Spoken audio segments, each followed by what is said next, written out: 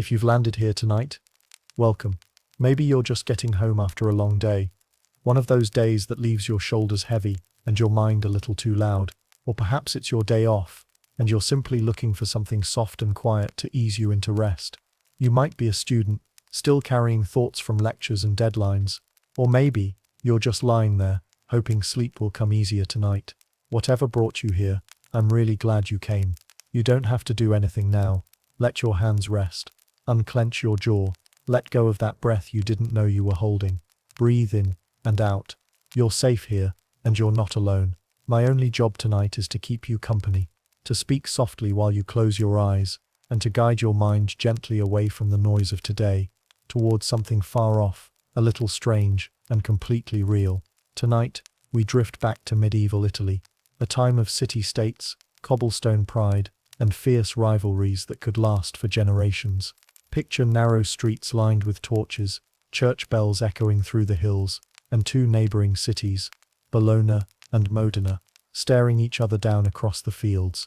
They were close in distance, but worlds apart in temperament. In the year 1325, a group of Modenese soldiers snuck into Bologna and stole something unexpected. A wooden bucket. Just a bucket. But that single act would ignite one of the strangest wars in history. A war where pride outweighed reason, and where a simple prank turned into bloodshed. But don't worry, I'll tell you everything, slowly and calmly. All you need to do is listen and drift. Let your imagination take over now. Let the day fade behind you.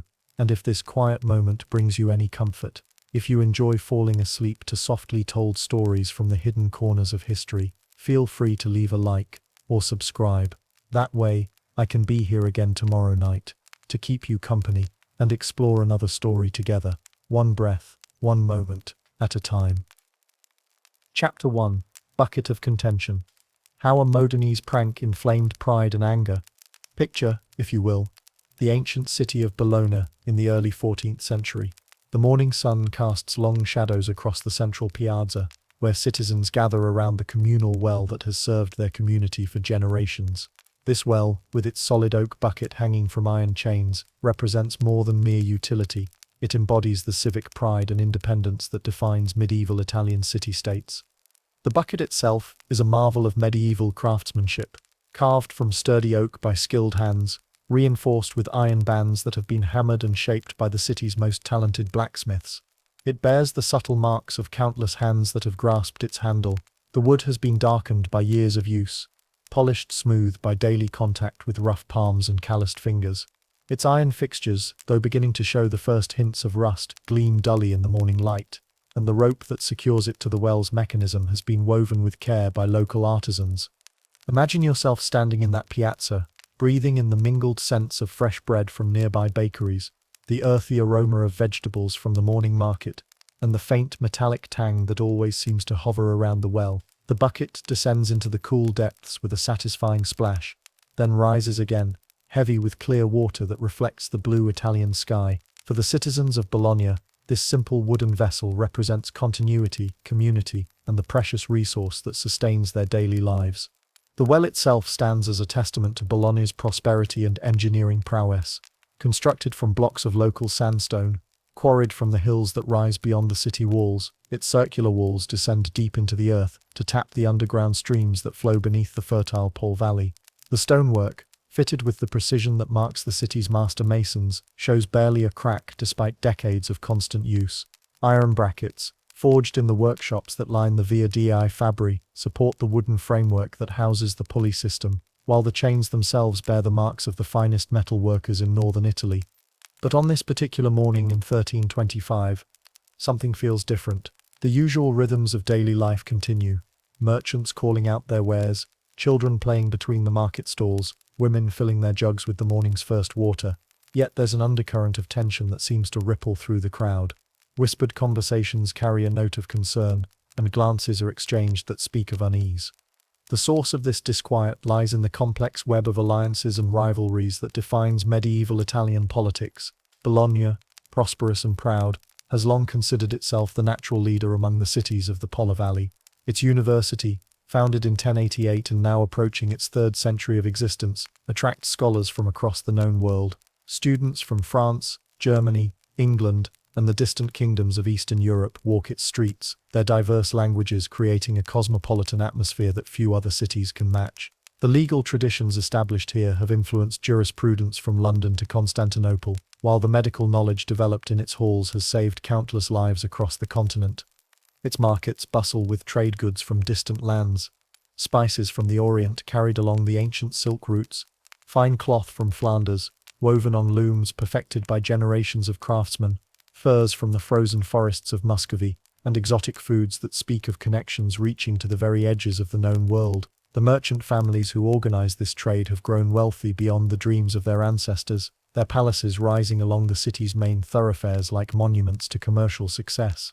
Bologna's citizens walk with the confident stride of those who know their city's importance in the broader tapestry of Italian politics. The city's walls, rebuilt and strengthened within living memory, encompass neighborhoods that have expanded far beyond the original Roman settlement. The population has swelled to nearly 50,000 souls, making it one of the largest cities in Italy, rivaled only by Milan, Venice, and the ancient capitals of Rome and Naples. Yet, just 30 miles to the northwest lies Modena, a city that refuses to acknowledge Bologna's superiority. Modena, too, has its own proud traditions, its own claims to prominence. Founded by the Romans as Modena, it has survived the collapse of the empire, the invasions of barbarian tribes, and the turbulent centuries that followed to emerge as a significant power in its own right. The city's cathedral, with its magnificent Romanesque facade and soaring tower, represents architectural achievement that rivals anything Bologna can offer. Its markets, while smaller, deal in goods of exceptional quality, wines from vineyards that have been cultivated since Roman times, textiles whose reputation extends throughout Europe, and metalwork that bears comparison with the finest productions of Milan or Florence. The rivalry between these two cities runs deeper than politics or trade. It's rooted in the fundamental question of which community deserves precedence in this region of fertile plains and strategic river crossings. Both cities trace their importance to ancient times, both claim superior cultural achievements, and both demand recognition as the legitimate leader of their region. The competition extends to every aspect of civic life, from the grandeur of public buildings to the success of trading expeditions, from the reputation of local universities to the prowess of military forces. This rivalry has been simmering for decades, manifesting in trade disputes, territorial conflicts, and diplomatic slights that accumulate like kindling waiting for a spark. Bologna's merchants complain that Modena's tolls on river traffic artificially inflate the cost of goods moving through the region. Modena's citizens point to Bologna's attempts to monopolize certain trades as evidence of their neighbors' grasping ambition. Both cities compete for the favor of the Pope in Rome and the Holy Roman Emperor in distant Germany, seeking endorsements that might tip the balance of regional power in their favor. The morning of the theft dawns like any other, with no indication of the drama that will unfold. The city gates creak open at sunrise, their massive oak timbers reinforced with iron bands that gleam in the early light. Guards in Bologna's distinctive livery, red and white tunics bearing the city's heraldic symbols, take their positions, their weapons polished and ready, despite the routine nature of their duties. The gates themselves, carved with scenes depicting the city's history and achievements, stand as symbols of Bologna's power to control access to its territory and markets. Farmers from the surrounding countryside begin their daily procession into the city, their carts loaded with the produce that will feed Bologna's growing population. Wheels creak and harnesses jingle as oxen and horses strain against their loads, while the farmers themselves call out greetings to guards who have become familiar through years of daily contact. The scent of fresh hay mingles with the earthy smell of root vegetables and the sweet aroma of early fruits, creating the distinctive fragrance of rural abundance that has sustained Italian cities for centuries. The well in the central piazza begins its daily service, the oak bucket rising and falling in its ancient rhythm. Citizens emerge from their homes, ready to begin another day of the industrious life that has made Bologna prosperous. Artisans open their workshops, their tools arranged with the precision that marks skilled craftsmen. Merchants unlock their warehouses, revealing goods that have traveled from across the known world to find buyers in Bologna's markets.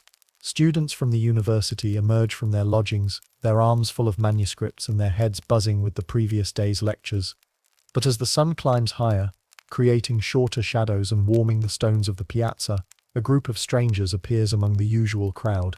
They move with the casual confidence of travelers, their clothing marking them as men of some means but not unusual enough to draw particular attention. Their tunics, while well made, bear no obvious insignia that might identify their origins. Their weapons, carried in accordance with the custom that allows travelers to bear arms for protection, appear to be of good quality, but not exceptional enough to suggest wealth or high rank. These men examine the goods in the market stalls, with the apparent interest of potential buyers, engaging in friendly conversation with local merchants about prices, quality, and availability. They ask questions about the city's layout that seem natural for visitors seeking to orient themselves in unfamiliar surroundings. They pause to admire the architectural details of important buildings, pointing out features to each other with the enthusiasm of travelers impressed by the achievements of a great city. Their behavior, carefully rehearsed to appear spontaneous, successfully camouflages their true purpose. They blend into the morning bustle of city life with the skill of men who have studied their roles carefully, becoming part of the crowd rather than standing apart from it. Local citizens, absorbed in their own daily routines, notice them only as additional faces in the constantly changing tapestry of market life.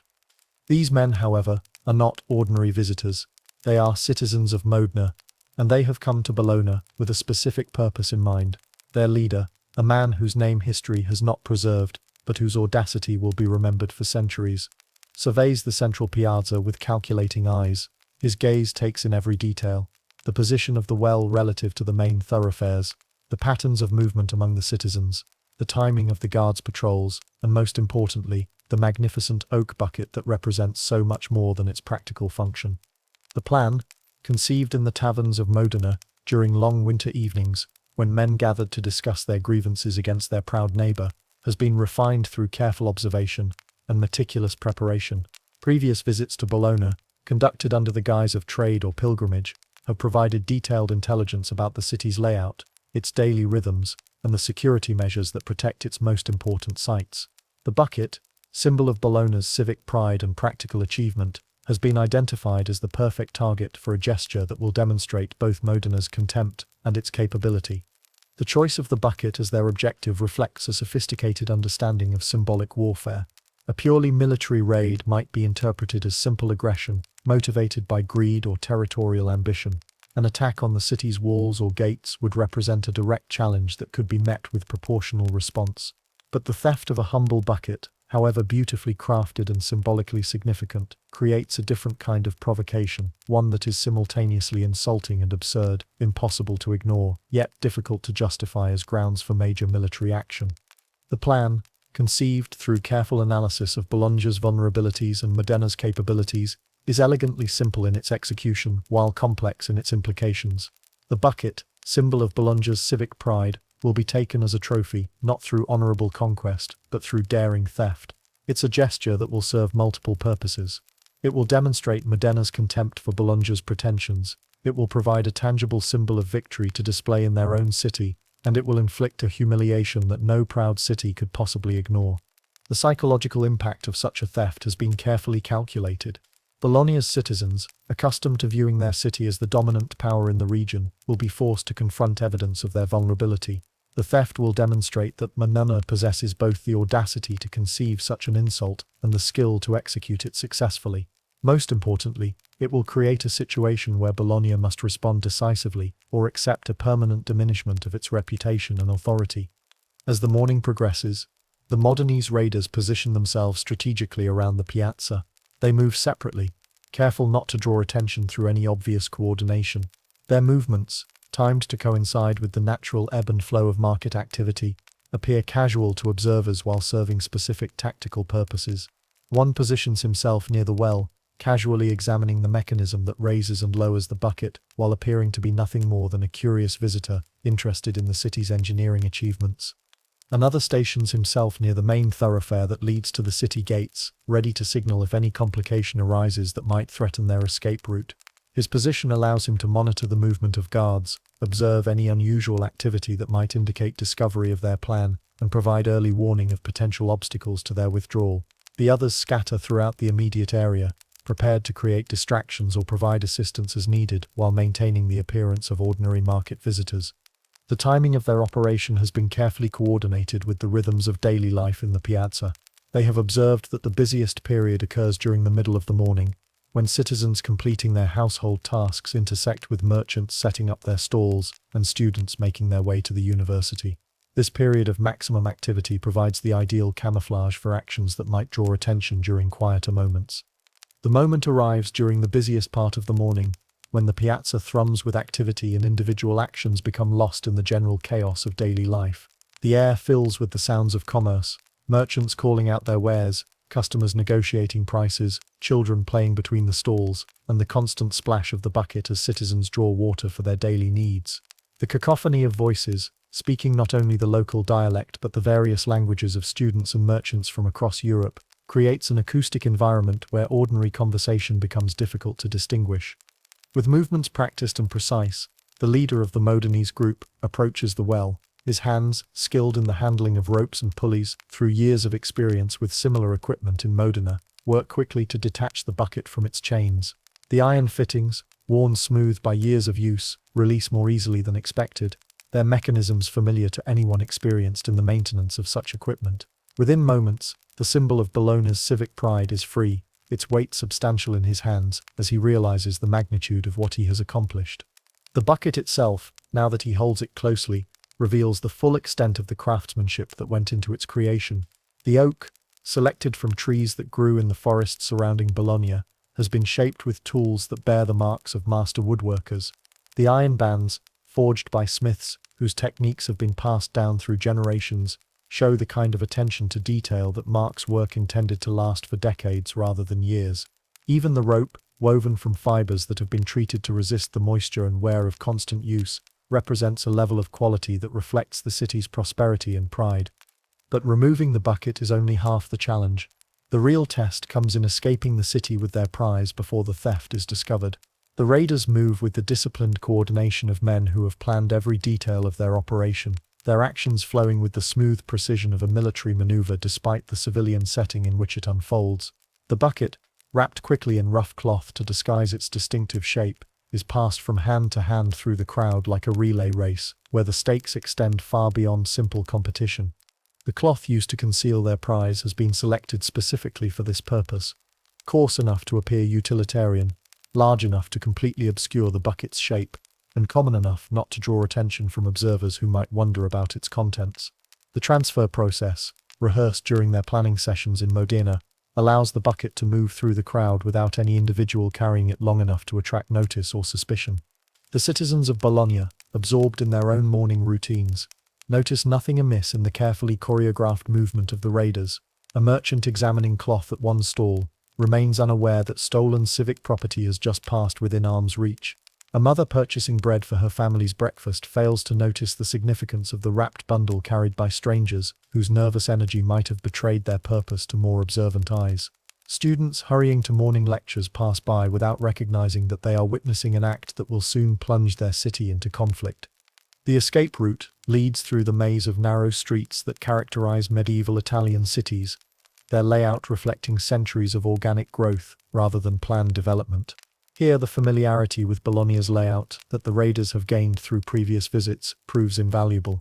They know which alleys provide the most direct path to the gates, their cobblestones worn smooth by generations of foot traffic. They understand which corners offer concealment if pursuit develops, where doorways and side passages might provide temporary shelter if complications arise. Most importantly, they have identified which streets are likely to be crowded enough to provide camouflage for their movement, while avoiding thoroughfares so congested that progress might be impeded. The balance between visibility and anonymity requires careful navigation, as does the need to move quickly without appearing to flee. Their pace, calibrated to appear purposeful rather than panicked, carries them steadily toward their objective while avoiding the kind of haste that might attract unwanted attention. As they make their way through the city, the weight of their prize seems to grow heavier with each step. The oak bucket, solid and substantial despite its utilitarian purpose, requires careful handling to avoid damage that might reduce its value as a trophy. More importantly, it represents the magnitude of the insult they are delivering to Bologna's pride. Every citizen who might glimpse the wrapped bundle, every merchant who might wonder about the stranger's urgent movement, represents a potential threat to their mission's success. The streets themselves tell the story of Bologna's growth and prosperity. Buildings that began as simple stone structures have been expanded and embellished over the generations, their facades decorated with carved details that speak of accumulated wealth and artistic achievement. The cobblestones beneath their feet, quarried from hills that ring the Po Valley, have been fitted with the precision that marks skilled stonework. Even the drainage channels that carry away rainwater reflect engineering knowledge that has been refined through centuries of urban development. The city gates, when they finally come into view, appear both as salvation and as the final obstacle to their mission's success. These massive structures, built to withstand siege warfare and control access to the city's markets, represent Bologna's power to regulate trade and movement throughout the region. The gates themselves, constructed from oak timbers that rival in quality those used for the stolen bucket, are reinforced with iron fittings that could resist anything short of deliberate military assault. Here, guards maintain their casual but constant watch, examining goods and questioning travelers as duty and suspicion warrant. Their authority extends not only to preventing unauthorized entry, but to monitoring departures that might involve stolen property, contraband goods, or fugitives seeking to escape justice. The procedures they follow, established through years of experience with the complexities of medieval trade and travel, are designed to balance the legitimate needs of commerce with the security requirements of the city. The raiders approach with the calculated nonchalance of men who have nothing to hide, their wrapped prize carried as casually as any bundle of purchased goods. Their demeanor, carefully rehearsed to project the confidence of honest travelers, shows no trace of the tension that accompanies their realization that discovery at this final stage would result in capture, imprisonment, and the complete failure of their carefully planned mission. The guards, accustomed to the constant flow of merchants and travelers that sustains Bologna's economy, conduct their usual cursory examination. Their questions about the visitors' business in Bologna receive prepared answers about trade opportunities and family connections, explanations that draw upon genuine knowledge of commercial practices and social customs that make them difficult to challenge. The wrapped bucket, when examined, appears to contain nothing more interesting than household goods purchased in the city's markets, its weight and dimensions consistent with the kind of everyday items that travelers might reasonably acquire during a visit to a major commercial center. The guard's inspection, thorough enough to satisfy their professional obligations but not so intrusive as to impede legitimate commerce, fails to penetrate the raiders' carefully constructed deception. The cloth wrapping, selected to appear appropriately worn and utilitarian, provides no clues about the nature of its contents. The raiders' explanations, delivered with the right mixture of deference and confidence, satisfy the guards' routine inquiries without raising suspicions that might warrant more detailed investigation. Within minutes, the gates swing open with the familiar creak of massive hinges that have operated countless times in service of Bologna's commercial life. The raiders step out into the countryside that will carry them safely back to Modena, their mission accomplished and their prize secured. Behind them the city continues its daily routines, unaware that an act has just been committed that will soon disrupt the peace and prosperity that its citizens have come to take for granted. The countryside that stretches between Bologna and Modena reflects the prosperity that has made this region one of the most important in Italy. Fields of grain wave in the morning breeze, their golden stalks promising abundant harvests that will feed the growing populations of both cities. Vineyards climb the gentle slopes of hills that rise from the valley floor, their vines heavy with grapes that will produce wines valued throughout Europe. Olive groves provide both sustenance and the oil that lights the lamps and feeds the machinery of medieval industry. The road itself, maintained through the cooperative efforts of communities that depend upon trade for their prosperity, provides solid footing for the raiders' journey home. Its stone surface, laid by Roman engineers and maintained by successive generations of Italian workers, carries traffic between cities whose rivalry has not prevented them from recognizing their mutual dependence upon commercial exchange. Bridges span the streams that drain the Po Valley, their arches reflecting engineering skills that have been refined through centuries of experience with the challenges of Italian geography. It is only when the morning's routine at the well is disrupted by the bucket's absence that the magnitude of the theft becomes clear. A citizen approaching to draw water for her family's breakfast finds the chains hanging empty, their iron fittings gleaming uselessly in the morning sun. The discovery spreads through the piazza like ripples from a stone dropped in still water, each person who learns of the theft adding their voice to a growing chorus of confusion and anger. The initial response reflects the practical disruption caused by the bucket's absence. Citizens who have planned their morning routines around access to the well find themselves forced to seek alternative sources of water, creating inconvenience that ripples through the interconnected web of daily life. Merchants who depend upon well water for their trades must adjust their procedures, while households that have relied upon the convenient access to clean water must seek alternatives that may be less convenient or reliable. But as word of the theft spreads beyond the immediate vicinity of the well, the focus shifts from practical inconvenience to symbolic injury. Voices rise in confusion, then in anger, as the implications of the theft become apparent to citizens who understand what the bucket represents in the broader context of their city's identity and pride. The missing bucket is not merely an inconvenience, it is an insult that strikes at the very heart of Bologna's sense of itself as a great and powerful city. The well and its bucket have served the community for generations, becoming woven into the fabric of civic identity in ways that transcend their practical function. Children have grown up drawing water from this well, learning from their parents and grandparents about the importance of community resources and shared responsibility. Merchants have sealed deals with handshakes over cups of water drawn from this source, while students have gathered here to discuss the ideas that will shape their understanding of law, medicine, and philosophy. To steal such an object is to declare that Bologna's most cherished symbols are vulnerable, that the city's proud independence can be mocked by the bold actions of its rivals. The theft represents not just the loss of a useful tool, but a demonstration that enemies can penetrate to the very heart of the city and take what they choose without fear of immediate consequences.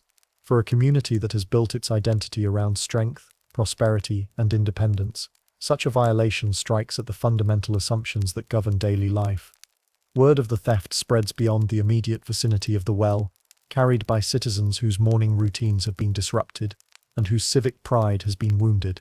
In the workshops where artisans ply their trades, the news arrives with craftsmen who have come to draw water for their various processes, only to find the well rendered temporarily useless. Master blacksmiths, whose forges require substantial quantities of water for cooling and tempering, learn of the theft from apprentices sent to fill containers for the day's work. In the halls where merchants conduct their business, the conversation turns inevitably to the missing bucket and the identity of the thieves bold enough to steal it. Traders who have spent their lives assessing risk and opportunity recognize immediately that such an act could not have been spontaneous. It required planning, coordination, and intimate knowledge of the city's routines and vulnerabilities. The precision of the theft suggests enemies who have studied Bologna carefully enough to identify both the symbolic value of their target and the optimal method for acquiring it. In the taverns where citizens gather to discuss the day's events, the theft becomes the dominant topic of conversation, displacing the usual mixture of business affairs, political developments, and social gossip.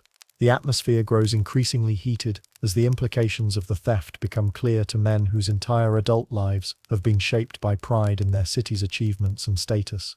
For many, the violation represents not just an insult to Bologna as an institution, but a personal affront to their own dignity and worth as citizens.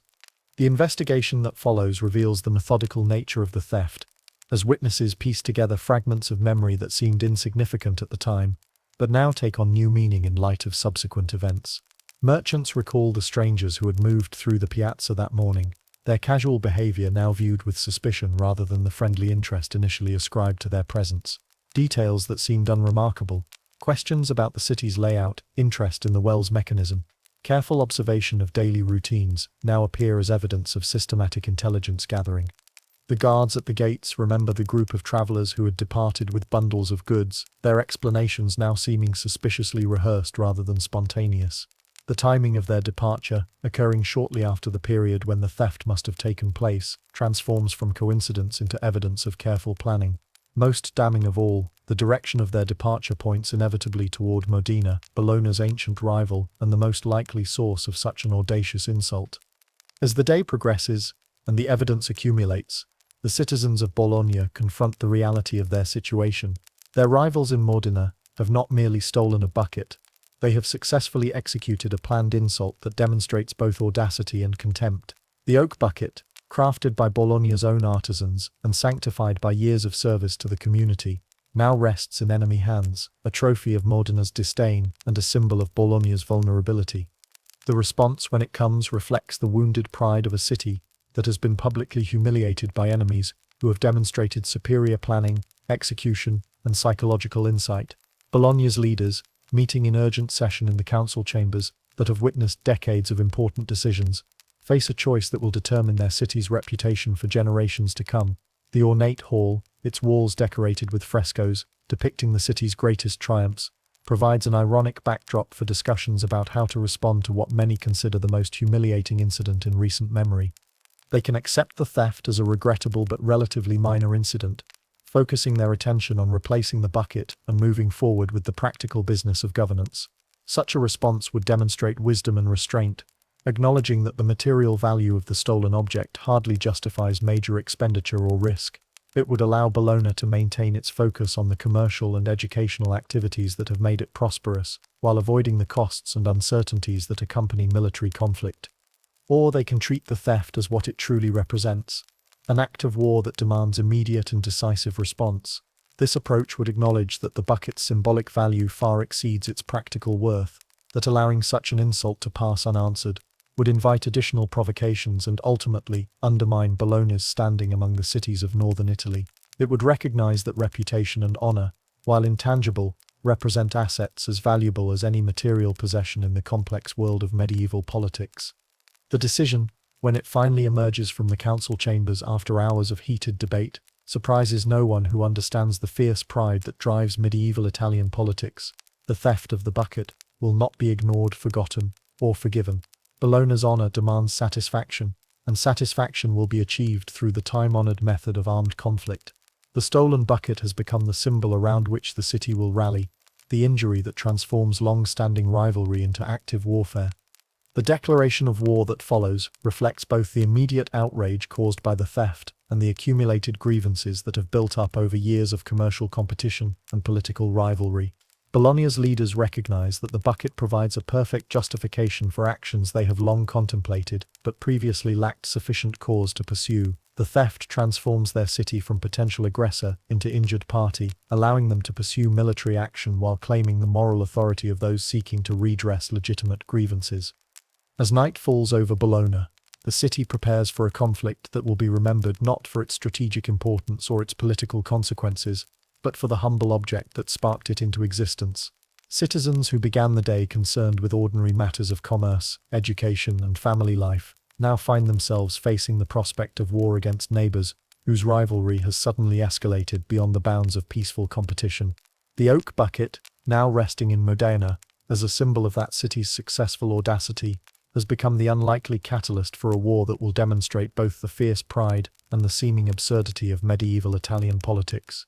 In the years to come, historians will debate whether the conflict that follows represents the natural culmination of long-standing tensions or a tragic escalation triggered by what should have remained a minor incident.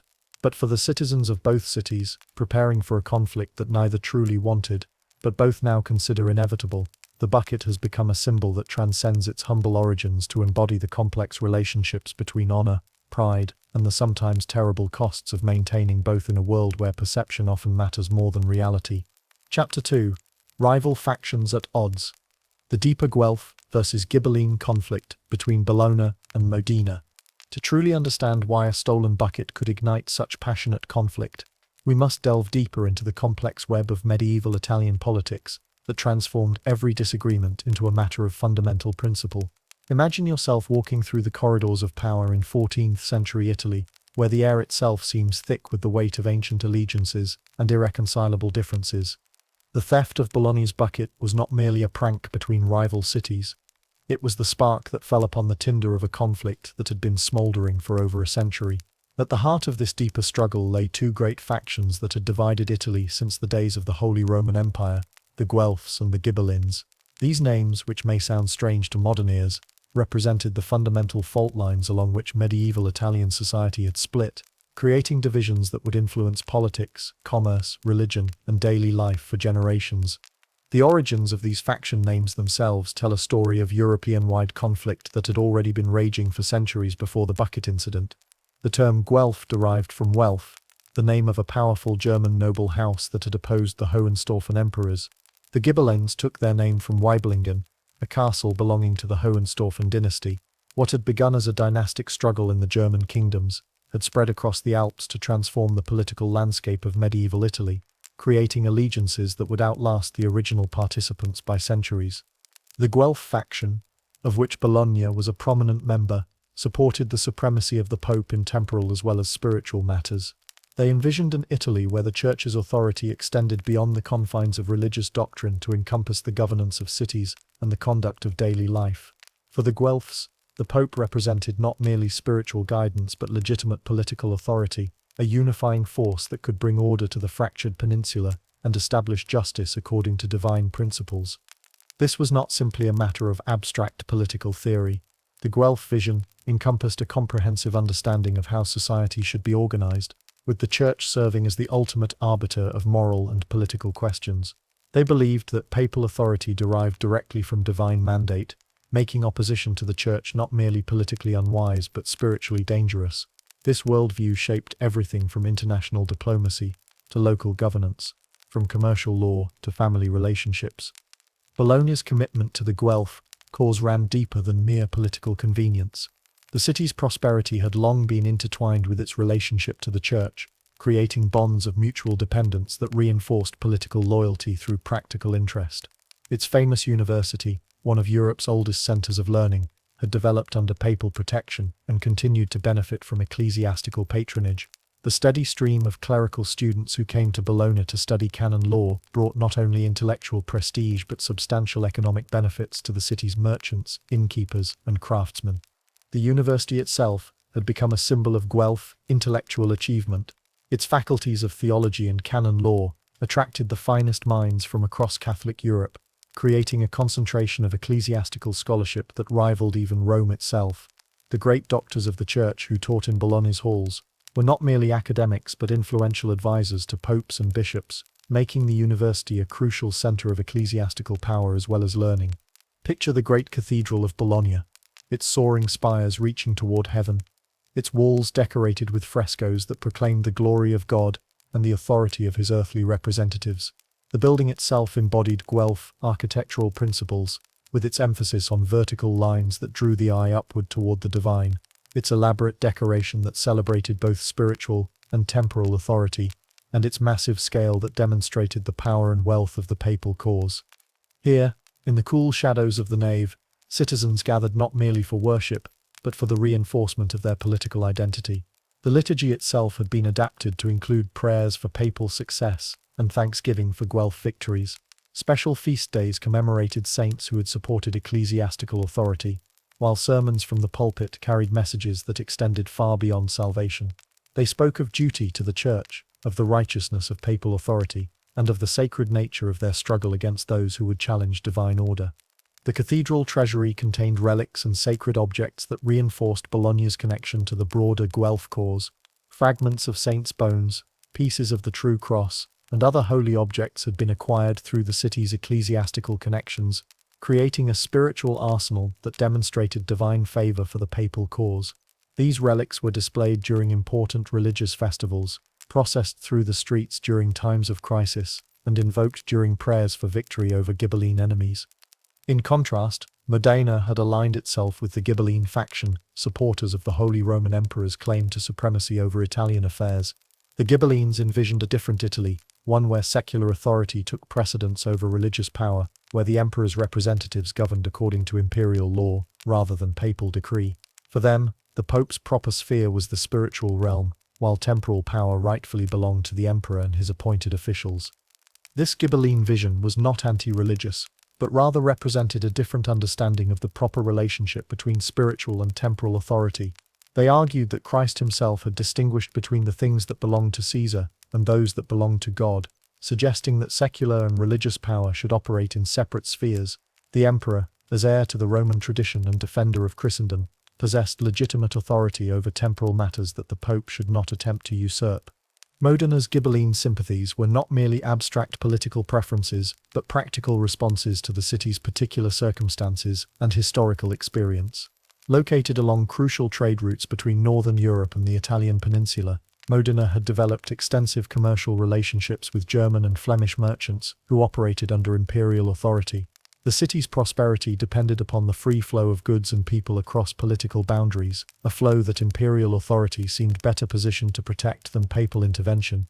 The imperial connection also provided Modena with access to military technology and tactical knowledge that had been developed in the German kingdoms. Ghibelline cities could draw upon imperial military expertise, benefit from alliances with German noble houses, and participate in the broader imperial system that stretched from the Baltic Sea to the Mediterranean. This connection gave them confidence in their ability to resist papal authority and maintain their independence against Guelph pressure. The Ghibelline Palace in Modena stood as a testament to secular power and imperial grandeur. Its architecture, influenced by Northern European styles, emphasized strength and permanence rather than the soaring spirituality of Gothic cathedrals. The building's massive walls, constructed from local stone quarried in the surrounding hills, could serve defensive purposes if necessary while providing impressive settings for diplomatic receptions and political ceremonies. Here, in halls decorated with the imperial eagle and portraits of emperors past, Modena's leaders planned their strategies and affirmed their commitment to the imperial cause. The Great Hall contained frescoes depicting scenes from imperial history, Charlemagne's coronation, Frederick Barbarossa's Italian campaigns, and other moments when imperial authority had triumphed over papal pretensions. These images served not merely as decoration but as constant reminders of the historical precedents that justified Ghibelline resistance to ecclesiastical control. But the conflict between Guelph and Ghibelline represented more than disagreement over ultimate political authority. It encompassed fundamental differences in worldview, in the proper organization of society, and in the relationship between spiritual and temporal power. These differences permeated every aspect of medieval Italian life, from the laws that governed commerce to the ceremonies that marked important occasions, from the education of children to the conduct of international diplomacy. The economic implications of factional allegiance were particularly complex and far-reaching. Trade relationships, the lifeblood of medieval Italian cities, were constantly influenced by political considerations that could override purely commercial interests. A Guelph merchant from Bologna might find his goods welcomed in papal territories, where ecclesiastical authorities provided protection and favorable treatment to supporters of the papal cause. However, the same merchant might face additional taxes, bureaucratic obstacles, and even physical danger when attempting to conduct business in Ghibelline cities. These economic realities created intricate networks of commercial alliance and exclusion that paralleled political divisions. Guelph cities developed their own trading systems, with preferred relationships, standardized currencies, and mutual defense agreements that favored papal supporters. Ghibelline cities created competing networks based on imperial connections and secular authority. The result was an economic landscape where political loyalty often mattered as much as product quality or competitive pricing in determining commercial success. Consider the question of marriage alliances, that crucial mechanism by which medieval families secured their positions and extended their influence. These unions were never merely personal matters, but carefully calculated political statements that could affect the balance of power within and between cities. Guelph families in Bologna sought unions with other Guelph houses, creating networks of kinship that reinforced political loyalty while extending commercial and social connections across the papal territories. A merchant's daughter might marry into a family of papal supporters in Florence, bringing not only personal happiness, but also enhanced access to Tuscan markets and stronger protection for family commercial interests. A young nobleman might seek a bride from among the Guelph aristocracy of Lombardy, gaining allies who could provide military support in times of crisis while opening new opportunities for political advancement within the papal hierarchy. These marriage negotiations were conducted with the same care and attention to detail that characterized international diplomacy. Families investigated not only the financial resources and social status of potential partners, but also their political reliability, their connections to other Guelph families, and their potential value in advancing the papal cause. Marriage contracts included provisions for mutual defense, commercial cooperation, and political support that could bind families together for generations.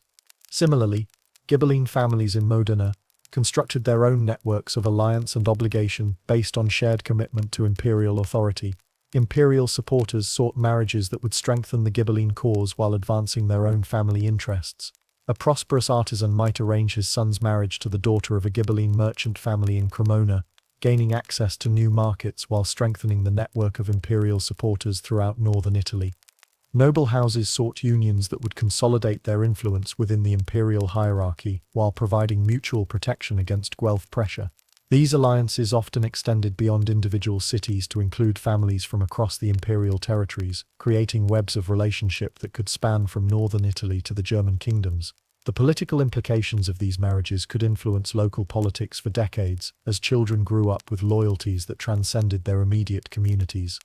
The church itself became a battleground in this larger conflict, with both factions struggling to control ecclesiastical institutions and use religious authority to advance their political goals. In Bologna, the cathedral clergy preached sermons that emphasized papal authority and the spiritual dangers of imperial allegiance. The selection of bishops, the appointment of abbots, the distribution of ecclesiastical benefices, all reflected the broader political struggle and the need to ensure that religious authority supported Guelph political objectives.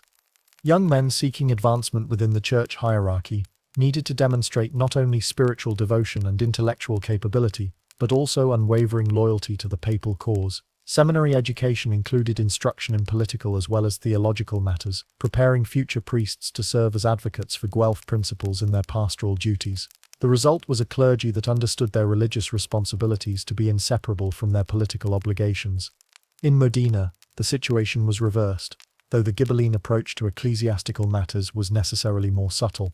Ghibelline supporters worked to ensure that local church positions were filled by clergy sympathetic to imperial authority, while avoiding direct confrontation with papal power that might provoke retaliation. They argued that spiritual leadership should be independent of papal political machinations, that local churches should serve their communities rather than distant Roman interests, and that the emperor's protection of Christendom gave him legitimate authority over temporal aspects of church governance. The result was a constant tension between religious and political authority that affected every aspect of ecclesiastical life. Sermons carefully balanced spiritual instruction with subtle political messages. Religious festivals were planned to avoid conflicts with imperial celebrations, while maintaining the appearance of Orthodox Catholic practice. The appointment of church officials required delicate negotiation between local Ghibelline authorities and papal representatives, creating a complex system of compromise and accommodation that satisfied neither faction completely. The university system, one of medieval Italy's great contributions to European civilization, could not escape these factional divisions. Bologna's university, with its famous schools of law and medicine, attracted students from across Europe who came not merely to acquire knowledge, but to absorb the political and intellectual culture of the Guelph cause.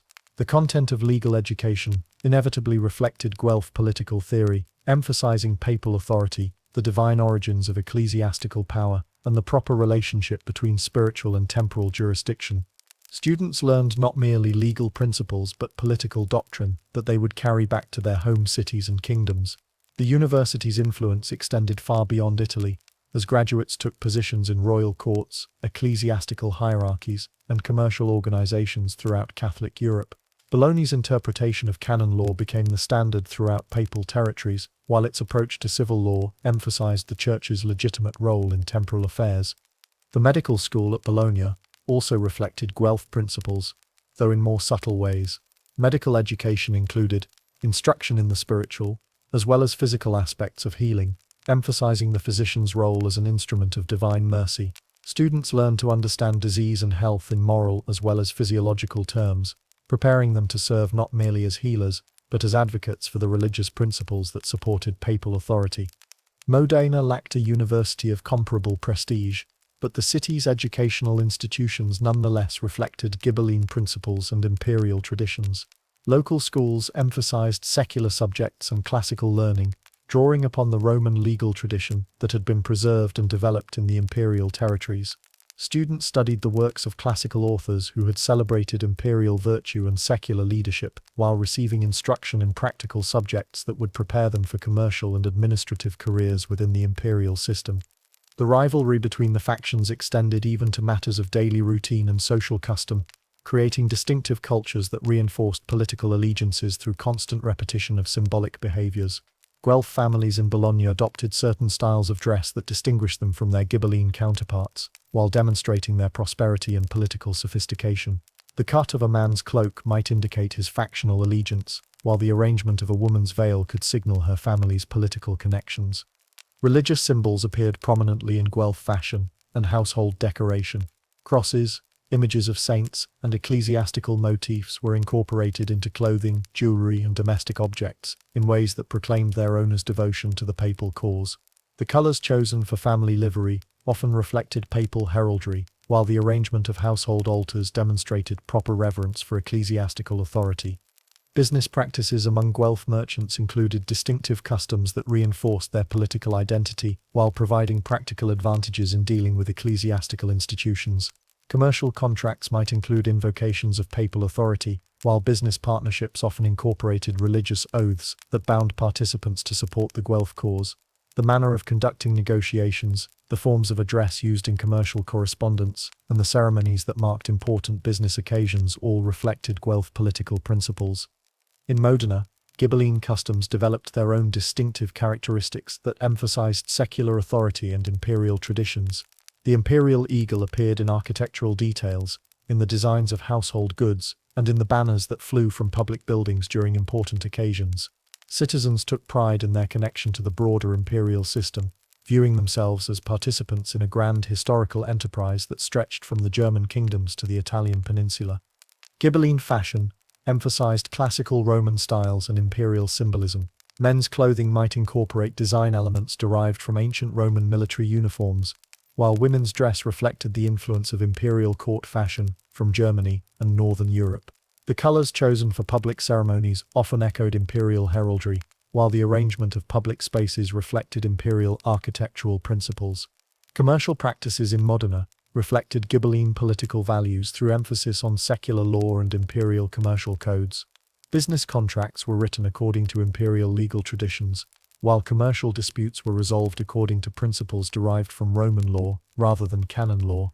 The ceremonies that marked important commercial occasions emphasized secular rather than religious themes, while the forms of address used in business correspondence reflected imperial rather than ecclesiastical hierarchy. The legal systems of the two cities provided perhaps the clearest expression of their political differences, as law served as the practical mechanism through which abstract political principles were translated into daily reality. Bologna's courts operated according to principles that acknowledged papal authority in matters of both spiritual and temporal jurisdiction.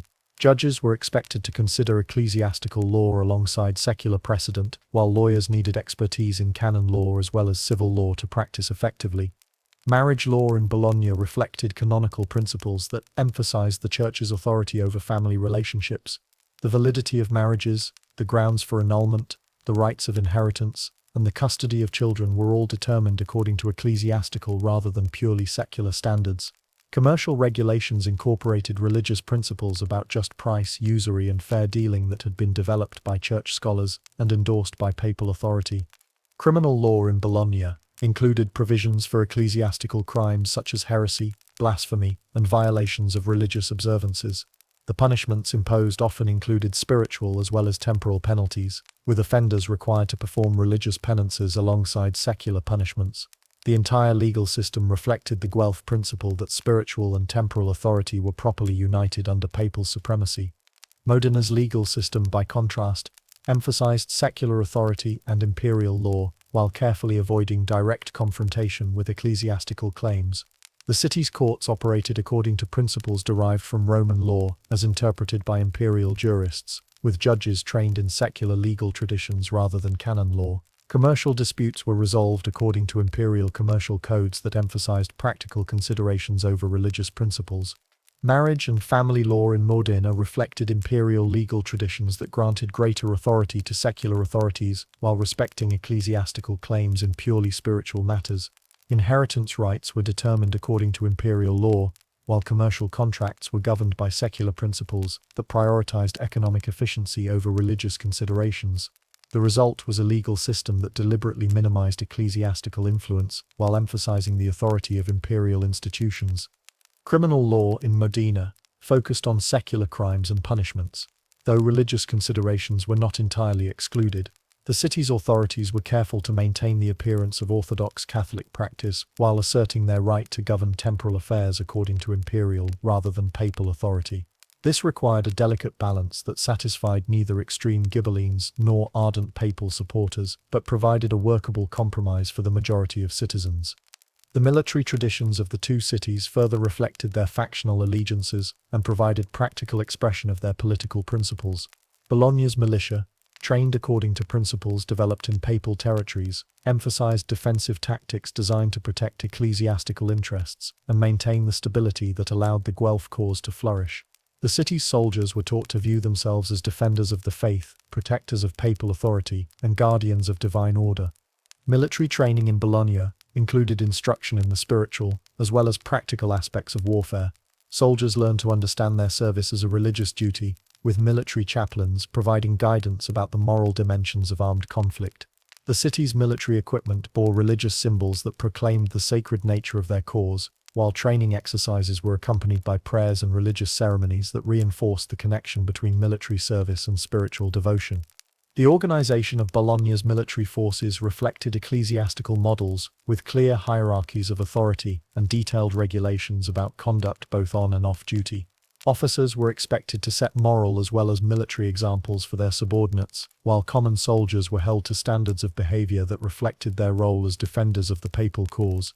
Military justice emphasized redemption and spiritual correction rather than purely punitive measures. Modena's military forces, conversely, were organized according to imperial military traditions that emphasized efficiency, flexibility, and aggressive tactics. The city's soldiers were trained in offensive warfare, cavalry tactics, and the rapid deployment techniques that characterized imperial armies. Their equipment reflected imperial military technology, their organization followed imperial command structures, and their training emphasized the secular virtues of courage, discipline, and loyalty to legitimate authority. Military service in Modena was understood as civic duty rather than religious obligation, though soldiers were expected to maintain basic standards of Christian behavior. Training focused on practical military skills rather than spiritual instruction, while officers were selected based on military competence rather than religious devotion. The result was a military force that could coordinate effectively with imperial armies while maintaining its distinctively Ghibelline character. The cultural life of both cities reflected their political allegiances through art, literature, music, and public ceremonies that reinforced factional identity while providing entertainment and spiritual inspiration. Bologna's artistic patronage emphasized religious themes and ecclesiastical subjects, with wealthy families commissioning works that celebrated papal authority and Guelph victory. The city's churches contained frescoes, sculptures, and decorative objects that proclaimed the glory of the papal cause while demonstrating the prosperity and devotion of their patrons. Literary activity in Bologna included both Latin works that contributed to ecclesiastical scholarship and vernacular productions that celebrated Guelph achievements. Poets and chroniclers found patronage among families who wanted their contributions to the papal cause to be remembered and celebrated. The university's intellectual life produced works of theology, canon law, and political theory that influenced Catholic thought throughout Europe. Public ceremonies in Bologna were designed to reinforce Guelph political identity while providing occasions for religious devotion and civic celebration. Religious festivals included processions, dramatic presentations, and musical performances that emphasized papal authority and the righteousness of the Guelph cause. Secular celebrations incorporated religious elements that demonstrated the unity of spiritual and temporal authority under papal supremacy. Modena's cultural life reflected Ghibelline values through emphasis on classical themes, imperial history, and secular achievements. Artistic patronage favored works that celebrated imperial virtues and classical traditions, with wealthy families commissioning pieces that demonstrated their connection to the broader imperial system. The city's churches contained art that emphasized Christ's earthly ministry and the historical development of Christianity, rather than papal authority and ecclesiastical hierarchy. Literary production in Modena included works that celebrated imperial achievements and classical learning. Poets found patronage among families who wanted to demonstrate their cultural sophistication and imperial loyalty, while scholars produced works of history and political theory that supported Ghibelline positions. The city's intellectual life maintained connections with universities in imperial territories, creating networks of scholarly exchange that bypassed papal institutions. Public ceremonies in Modena were designed to celebrate imperial traditions and civic achievements, while maintaining the appearance of Orthodox Catholic practice. Secular festivals emphasized classical themes and imperial history, while religious observances were conducted according to traditional forms that avoided explicit political content. The result was a cultural life that satisfied Ghibelline political requirements while respecting religious sensibilities. The economic competition between the two cities took on additional intensity because of their political differences, as commercial rivalry became intertwined with factional conflict. Trade routes, market privileges, and commercial partnerships all reflected political considerations that could override purely economic factors. Bologna's merchants enjoyed advantages in papal territories, but faced obstacles in imperial regions, while Modena's traders experienced the reverse situation. The development of banking and credit systems also reflected factional divisions, as financial institutions needed to navigate the complex political landscape while serving their customers' commercial needs. Guelph banks developed networks that connected papal territories while excluding Ghibelline cities, while imperial financial institutions created parallel systems that served the needs of Ghibelline merchants and communities. Manufacturing and craft production in both cities reflected their political orientations through the goods they produced and the markets they served. Bologna's artisans specialized in products that appealed to ecclesiastical customers and Guelph consumers, while Modena's craftsmen developed expertise in goods that served imperial markets and Ghibelline preferences. The result was economic specialization that reinforced political divisions, while creating dependencies that could not be easily overcome. As the news of the stolen bucket spread through both cities, these deeper political divisions transformed what might have been a simple dispute into a conflict that engaged the fundamental principles by which each community defined itself. For Bologna, the theft was not merely an insult but an attack on the values and institutions that made them proud to be Guelph supporters. The bucket represented not just civic property, but a symbol of the ecclesiastical authority and papal legitimacy that they had sworn to defend. For Modena, the successful theft represented not merely a clever prank, but a demonstration of their ability to challenge papal authority and assert their own independence according to imperial principles. The bucket became a trophy that proved Ghibelline superiority over Guelph pretensions, evidence that secular authority could triumph over ecclesiastical claims when backed by courage and superior planning. The immediate reactions in both cities reflected these deeper political meanings. In Bologna, citizens gathered in churches to pray for divine assistance in recovering their stolen property and punishing the sacrilegious thieves who had violated symbols of papal authority. Sermons emphasized the religious dimensions of the conflict, while calling for united resistance to Ghibelline aggression. In Modena, celebrations took place in public squares, where citizens praised the courage and cleverness of their fellow citizens, who had successfully humiliated their Guelph rivals. Speeches emphasized the imperial virtues of boldness and strategic thinking, while mocking the complacency and weakness that had allowed Bologna to be caught unprepared. The political leadership of both cities understood that their responses to the bucket incident would be interpreted throughout Italy as tests of their commitment to their respective causes. Bologna's leaders recognized that a weak response would encourage additional Ghibelline provocations, while undermining confidence in Guelph, strength and determination. Modena's authorities realized that their ability to retain their trophy and resist Bologna's inevitable demands for its return would demonstrate the reality of Ghibelline power and imperial protection. The stage was now set for a confrontation that would test not only the military capabilities of the two cities, but also the strength of their political convictions and the depth of their factional commitments. The wooden bucket, resting in Modena as a trophy of successful audacity, had become the symbol around which centuries of political division would crystallize into armed conflict. What had begun as a local rivalry between neighboring cities had become a microcosm of the broader struggle that would determine the future political organization of the Italian peninsula. The conflict that would follow would be remembered not merely as a war over a bucket, but as a defining moment in the long struggle between papal and imperial authority, between ecclesiastical and secular power, between competing visions of how Christian society should be organized and governed. The humble wooden vessel had become the unlikely catalyst for a confrontation that would test the fundamental assumptions upon which medieval Italian civilization rested. Chapter 3. The Battle of Zappolino, the major battle, where Modena's forces defeated Bologna. The morning of November 15th, 1325, dawned cold and grey over the countryside between Bologna and Modena. A thin mist clung to the rolling hills like ghostly fingers, and the breath of men and horses formed small clouds in the crisp air that spoke of winter's approaching embrace.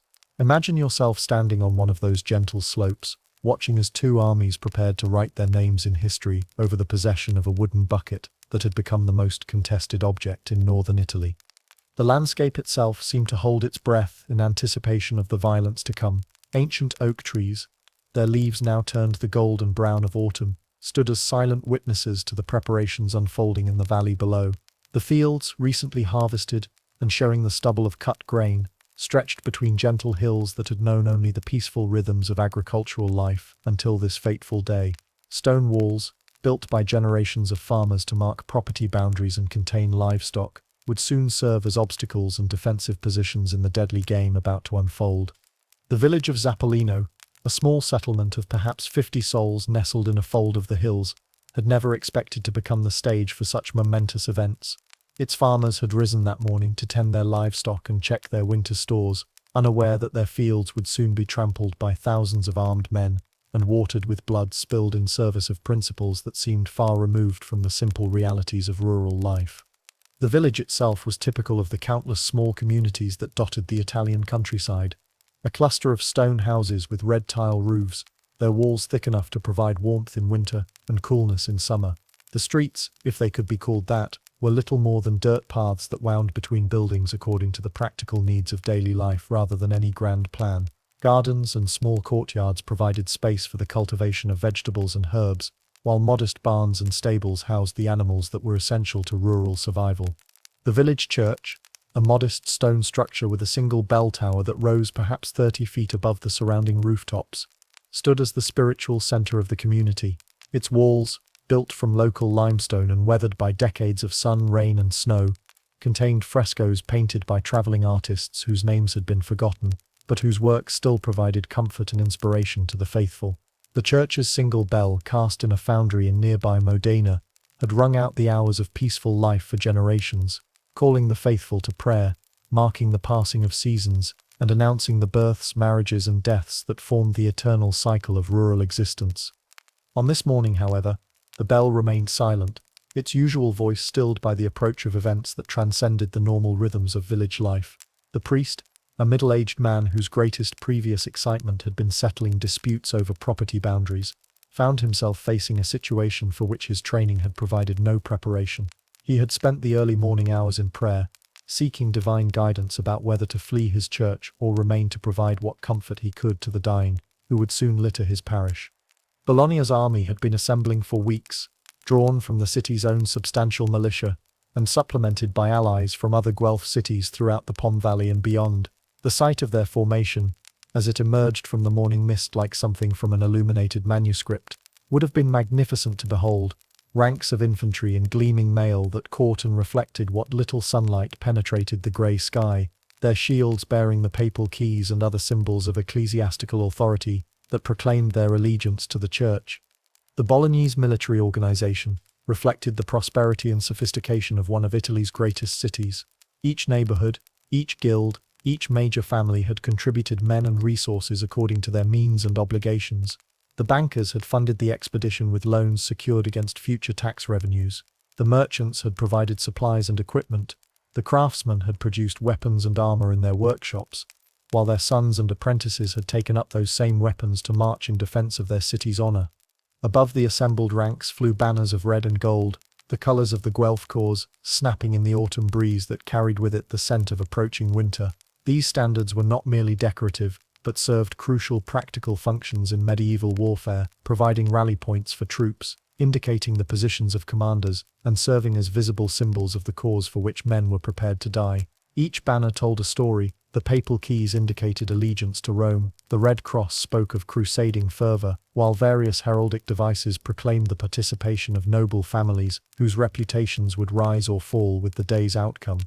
At the head of the Bolognese forces rode their commanders, men whose names had been spoken with respect in the halls of papal power, and whose military experience had been gained in campaigns across Italy and beyond. They wore the finest armor that the city's smiths could produce, suits of mail and plate that represented months of skilled labor and substantial financial investment. Their helmets, polished to mirror brightness, bore plumes and decorative elements that indicated rank and family affiliation, while their weapons were masterworks of metallurgy that combined practical effectiveness with artistic beauty. These commanders rode destriers, powerful warhorses bred specifically for battle, trained from birth to charge into combat without flinching at the clash of weapons or the cries of wounded men. The horses themselves wore protective covering, caparisons of rich cloth that proclaimed their riders' allegiance to the church, while providing some protection against arrows and sword strokes. The sight of these mounted knights, their lances upright and their banners streaming, represented the full flowering of medieval military pageantry. The Bolognese army numbered approximately 7,000 men, a substantial force that represented a significant portion of the city's military potential. This was not merely a raiding party or expeditionary force, but a full military commitment that demonstrated Bologna's determination to resolve the bucket crisis through overwhelming force. The assembly of such an army required months of preparation, extensive financial resources, and the cooperation of numerous political and military leaders whose personal rivalries had to be set aside in service of the common cause. Their infantry formed the backbone of the army, skilled crossbowmen, whose weapons represented the latest developments in medieval military technology, capable of piercing the finest mail at ranges that exceeded those of traditional bows. These men had trained for years to master their complex weapons, learning not only how to aim and shoot with deadly accuracy, but how to maintain and repair the intricate mechanisms that gave crossbows their power. Their bolt cases contained hundreds of missiles, each one hand-forged and carefully fletched to ensure maximum accuracy and penetration. Supporting the crossbowmen were pikemen trained in the precise formations that had made Italian city-states formidable opponents throughout Europe. These soldiers carried weapons that measured 12 to 16 feet in length, creating a forest of steel points that could stop even the most determined cavalry charge.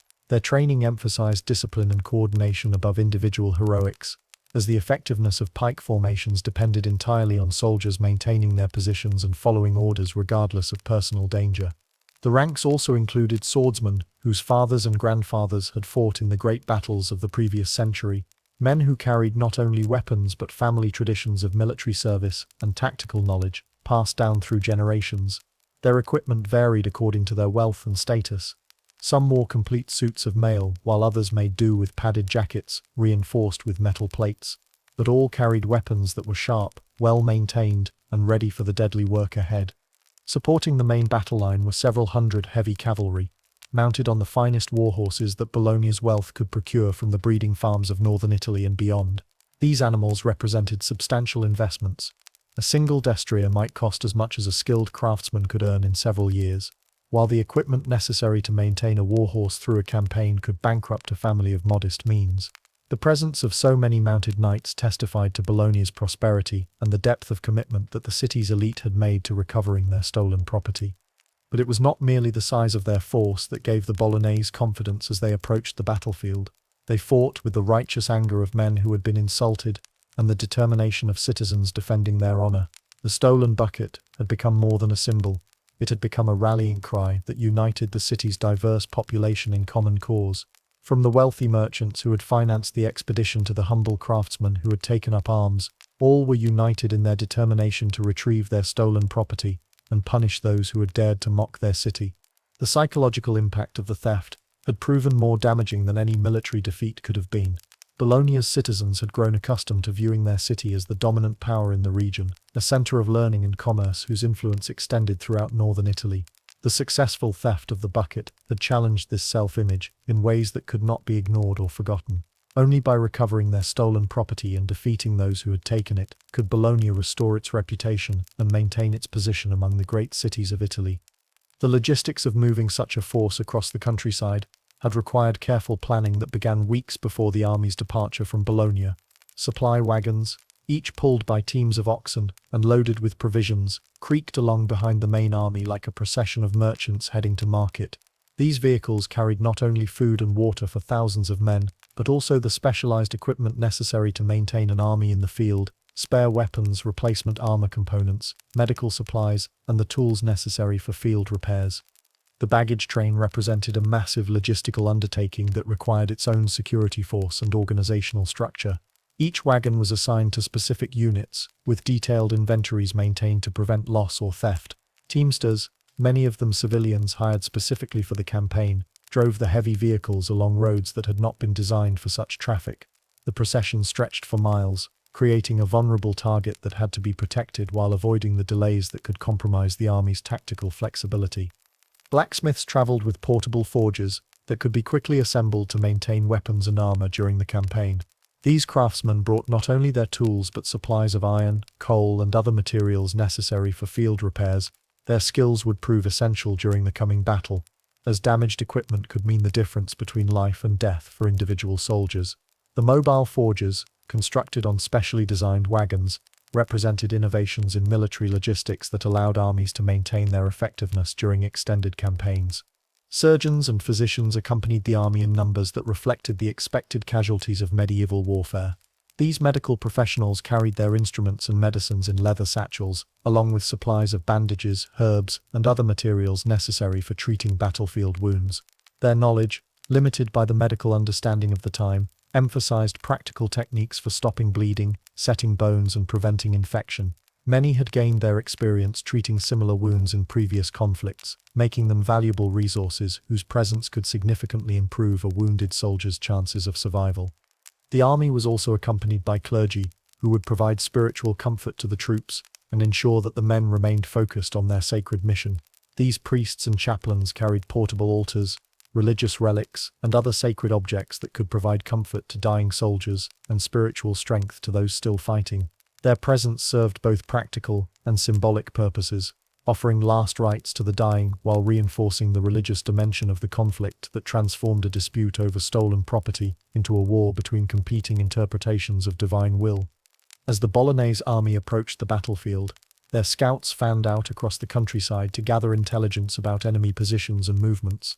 These men, mounted on fast horses and familiar with the local terrain, represented the eyes and ears of the army. Their reports would prove crucial in determining tactical decisions, as commanders needed accurate information about enemy strength, disposition, and intentions before committing their forces to battle. The scouts reported that Modena's forces had chosen their ground carefully, positioning themselves on a slight rise that would give their cavalry advantage in the coming engagement. This tactical decision reflected sophisticated military thinking, as the Modenese commanders understood that their smaller force could not hope to match Bologna's numbers in a prolonged infantry engagement. Victory, if it was to be achieved, would require maximizing their advantages while minimizing their weaknesses. The Modenese army, numbering perhaps 5,000 men, was smaller than Bologna's force, but possessed advantages that numbers alone could not overcome. Their formation reflected the military traditions of the Holy Roman Empire, with an emphasis on heavy cavalry and rapid, decisive action that could shatter enemy resistance before numerical superiority could be brought to bear. This tactical approach required exceptional discipline and timing, as a failed cavalry charge could leave the attacking force vulnerable to counterattack. The core of the Modenese military strength lay in their cavalry, knights who rode the finest destriers bred in the imperial stables and trained for the shock of battle from boyhood. These men represented not merely military units but a warrior aristocracy whose identity was defined by their skill in mounted combat. Their training began in childhood and continued throughout their lives, creating soldiers whose expertise with horse and lance exceeded that of their opponents. Their lances were longer than those of their opponents, following imperial military innovations that gave them reach advantages in mounted combat.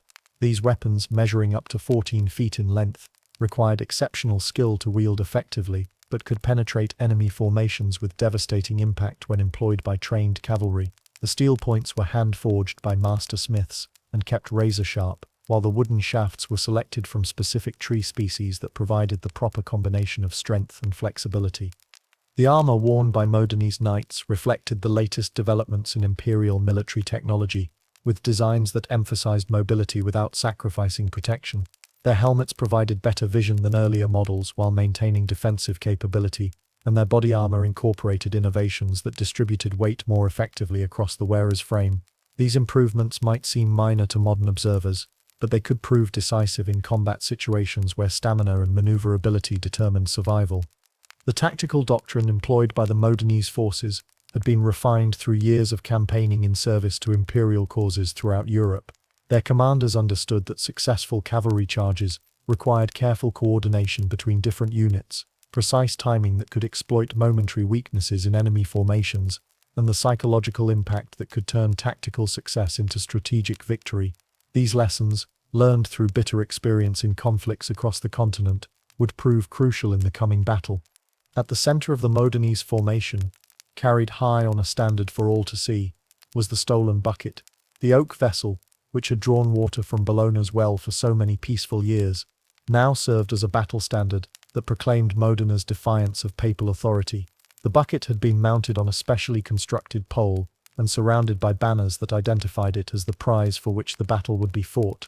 The sight of their city's symbol in enemy hands sent waves of anger through the Bolognese ranks, while the Modenese troops cheered at this tangible reminder of their successful audacity. The psychological impact of the bucket's presence could not be underestimated. For Bolognese soldiers, it represented a humiliation that demanded redress, while for Modenese forces, it symbolized their ability to challenge papal authority and emerge victorious. The bucket itself, ironically, remained in perfect condition, despite the violence that surrounded it. The oak wood, seasoned by years of service and darkened by constant use, showed no signs of damage from its journey to become a battle standard. The iron reinforcements, forged by skilled smiths in Bologna's workshops, continued to gleam despite the harsh treatment they had received. The rope, woven from fibers selected for their strength and durability, held the bucket securely in place as the standard swayed in the autumn breeze. The commander of the Modenese forces was Passerino Bonacolsi, a veteran of imperial campaigns whose military experience had been gained in conflicts across northern Italy and beyond. His tactical decisions would prove crucial in the coming battle, as he recognized that his smaller force could not hope to match Bologna's numbers in a prolonged engagement. Victory, if it was to be achieved, would require speed, surprise, and the devastating impact of a perfectly timed cavalry charge. Bonacolsi's military education had been acquired through years of service in imperial armies, where he had learned the art of war from commanders who had campaigned from Sicily to the Baltic Sea. His understanding of tactics emphasized the coordination of different military arms, the importance of terrain in determining battlefield success, and the psychological factors that could transform military encounters into decisive victories or crushing defeats. These lessons would be put to their ultimate test in the coming engagement. The hours before battle were filled with the familiar rituals of medieval warfare, ceremonies that served both practical and spiritual purposes as soldiers prepared themselves for the possibility of death. The atmosphere in both camps carried the tension that preceded major battles, as men who had marched for weeks toward this confrontation finally faced the reality of armed combat against fellow Christians fighting for opposing principles. Soldiers checked their weapons one final time, adjusting the fit of their armor and testing the tension of their bowstrings with the careful attention to detail that could mean the difference between life and death. Officers moved among their men, offering words of encouragement and ensuring that formations remained tight and disciplined, while also conducting the practical inspections that identified equipment problems before they could prove fatal in combat. The air was filled with the sound of prayers as men prepared their souls for the possibility of death, creating a strange contrast between the spiritual preparation for eternity and the practical preparation for violence. These prayers reflected not only personal fear and hope, but also the religious dimensions of the conflict that had transformed a dispute over stolen property into a war between competing interpretations of divine will. In the Bologna ranks, priests moved among the soldiers offering absolution and reminding them of the righteousness of their cause. The spiritual preparation included not only individual confession, but also collective ceremonies that reinforced the religious nature of their mission. The soldiers knelt in the muddy field, their weapons laid aside temporarily as they received the church's blessing for their enterprise, creating scenes that seemed to transform the battlefield into an outdoor cathedral. The ceremony was both solemn and stirring, as hundreds of voices joined in familiar hymns that had comforted Christian soldiers for centuries. These songs, carried on the cold autumn air, served multiple purposes, providing spiritual comfort to those who might die, reinforcing unit cohesion among men facing common danger, and proclaiming to their enemies the religious nature of their cause. The sound of massed voices singing ancient melodies created an atmosphere that seemed to blur the boundaries between earthly conflict and spiritual warfare. The hymns chosen for the occasion included both traditional liturgical pieces and newer compositions that specifically addressed the themes of righteous warfare and divine justice. Veni Creator Spiritus called upon the Holy Spirit to guide and protect the soldiers, while Te Deum praised God's glory and asked for victory over enemies of the faith. These musical prayers served as both spiritual preparation and psychological warfare, intended to strengthen Bolognese resolve while intimidating their opponents. The Modenese forces conducted their own pre-battle preparations, though their rituals emphasized secular rather than religious themes. Their commanders spoke of honor, of loyalty to the emperor, and of the glory that would come from victory over their papal enemies. These speeches drew upon imperial military traditions that emphasized duty, courage, and the warrior virtues that had made the Holy Roman Empire a dominant force in European politics. The bucket, displayed prominently among their standards, served as a constant reminder of what they were fighting to defend, not merely a piece of wood, but the principle that imperial authority could not be challenged with impunity. The trophy had been decorated with additional banners and symbols that proclaimed Modena's defiance while serving as a rallying point for soldiers who might become separated from their units during the confusion of battle.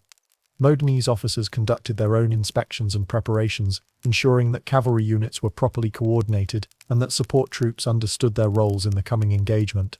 The emphasis was on speed and precision, rather than the sustained fighting that would favor Bologna's numerical superiority. Every detail of the battle plan had been rehearsed, from the initial deployment to the final pursuit of defeated enemies. As the morning mist began to lift, revealing the full scope of the opposing forces, both armies moved into their final positions. The process was deliberate and methodical, as commanders sought to deploy their forces in formations that would maximize their advantages while minimizing their vulnerabilities. The movement of thousands of men across the battlefield created a spectacle that would have been impressive even to those not involved in the conflict. The Bolognese force deployed in traditional formation, with their infantry forming the center of their battle line and cavalry positioned on the flanks, where they could protect against enemy-mounted attacks or exploit opportunities for their own charges. This deployment reflected standard military doctrine that emphasized the infantry's role as the army's foundation while using cavalry for specialized tactical purposes. Their crossbowmen took position on slightly elevated ground, where they could rain bolts down upon the enemy formation, while remaining relatively protected from counterattack. These skilled soldiers represented Bologna's most effective long-range capability, as their weapons could inflict casualties before the armies closed to melee range. The positioning of the crossbowmen required careful consideration of terrain, range and fields of fire to ensure maximum effectiveness. The papal banners flew proudly above their ranks, creating a forest of standards that proclaimed both religious devotion and political allegiance. These banners served practical military purposes as rally points and command indicators, but they also carried symbolic significance that reinforced the spiritual dimensions of the conflict. The sight of so many religious symbols gathered for war created an impression of divine approval for the Bolognese cause. The sound of their war cries echoed across the valley, creating an acoustic assault that was intended to intimidate enemies while strengthening the resolve of friendly forces.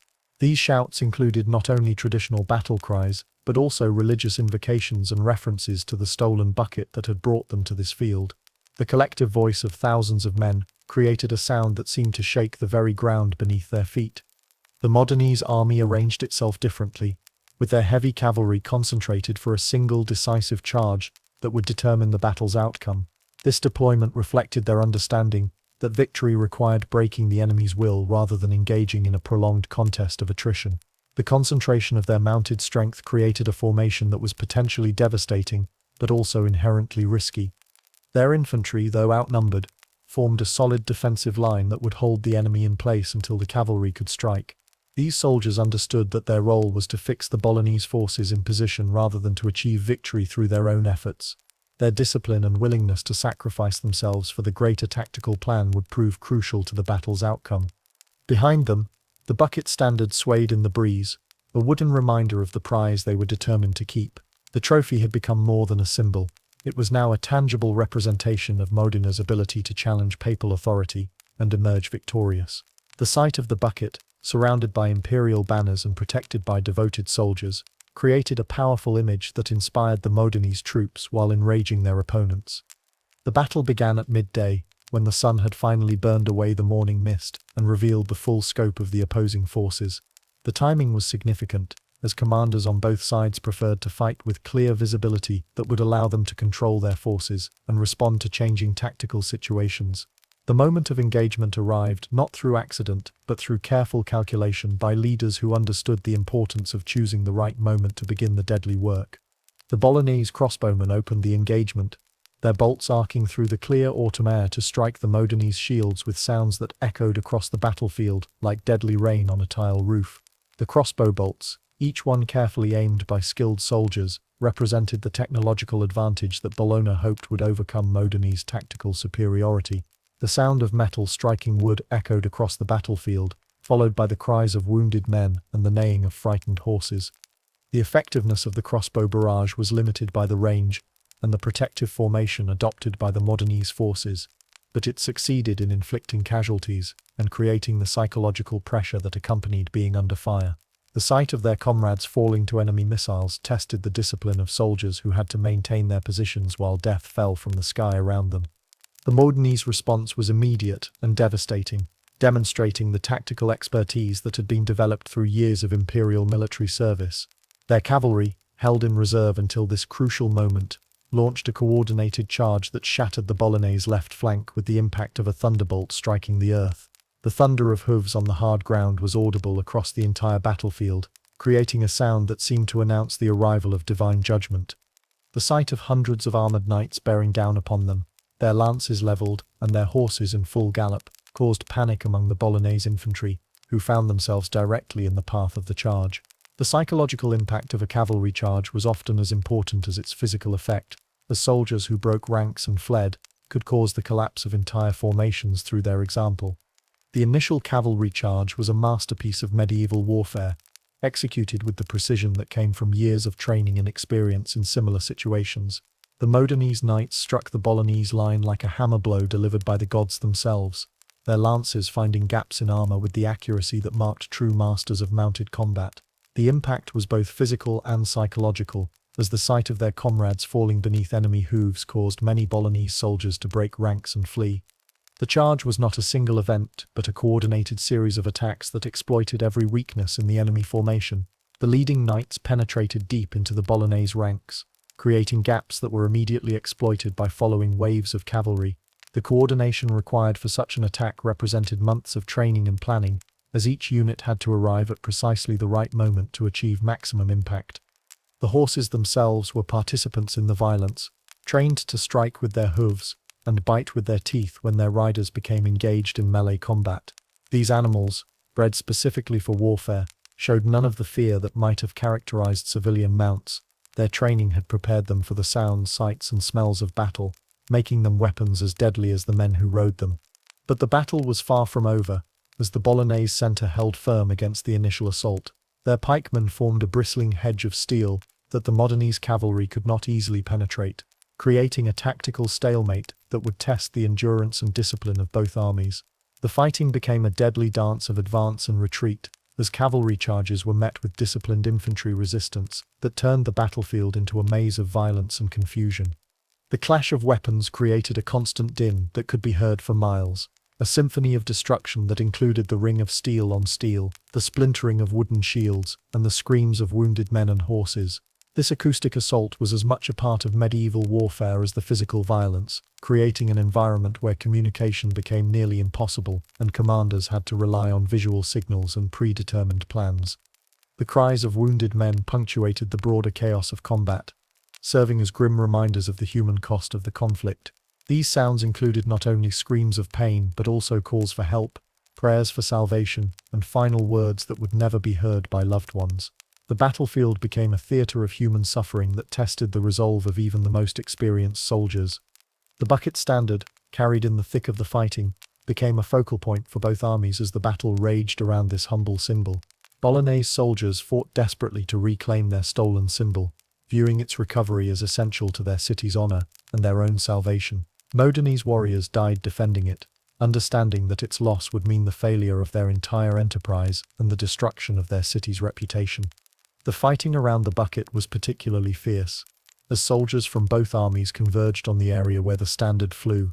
The wooden vessel, which had never been intended to witness such violence, swayed above the battlefield as men killed and died for its possession. The irony was not lost on those who survived to remember the battle. A simple tool for drawing water had become the most contested object in northern Italy. The banner bearers who carried the bucket standard faced constant danger, as they became obvious targets for enemy soldiers seeking to capture or destroy the symbol. These men, chosen for their courage and reliability, had to defend their position while maintaining the standard in a visible position that could inspire their comrades. Their survival required not only personal bravery, but also the protection of dedicated guards who understood the symbolic importance of their charge. As the afternoon wore on, the superior tactics and discipline of the Modenese forces began to tell against their more numerous but less experienced opponents.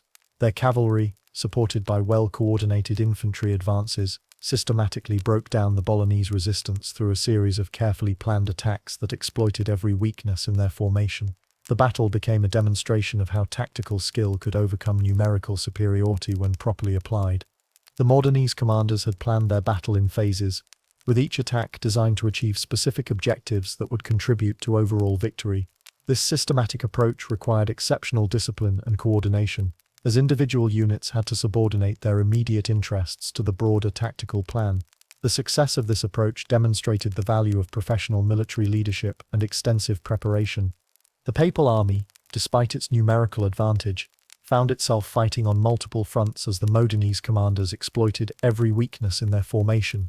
The Bolognese forces, deployed according to traditional doctrine, proved unable to adapt quickly enough to the innovative tactics employed by their opponents. Their communications broke down under the pressure of constant attack, making coordinated resistance increasingly difficult. The turning point came when a second Modenese cavalry charge, launched at precisely the right moment, broke through the Bolognese centre and split their army into two separate forces that could no longer coordinate their resistance. This breakthrough required perfect timing and coordination, as the attacking cavalry had to penetrate enemy lines that were already engaged with other Modenese units. The sight of their formation collapsing caused panic among the Bolognese troops, as soldiers who had maintained their discipline throughout the battle suddenly realized that their situation had become hopeless. The psychological impact of seeing their army split in half was devastating, as individual soldiers began to think more about survival than victory. What had been an organized retreat quickly became a rout, as discipline collapsed and self-preservation became the dominant motivation. The pursuit that followed was both merciless and brief, as the Modenese cavalry pressed their advantage while their horses remained fresh enough for the chase.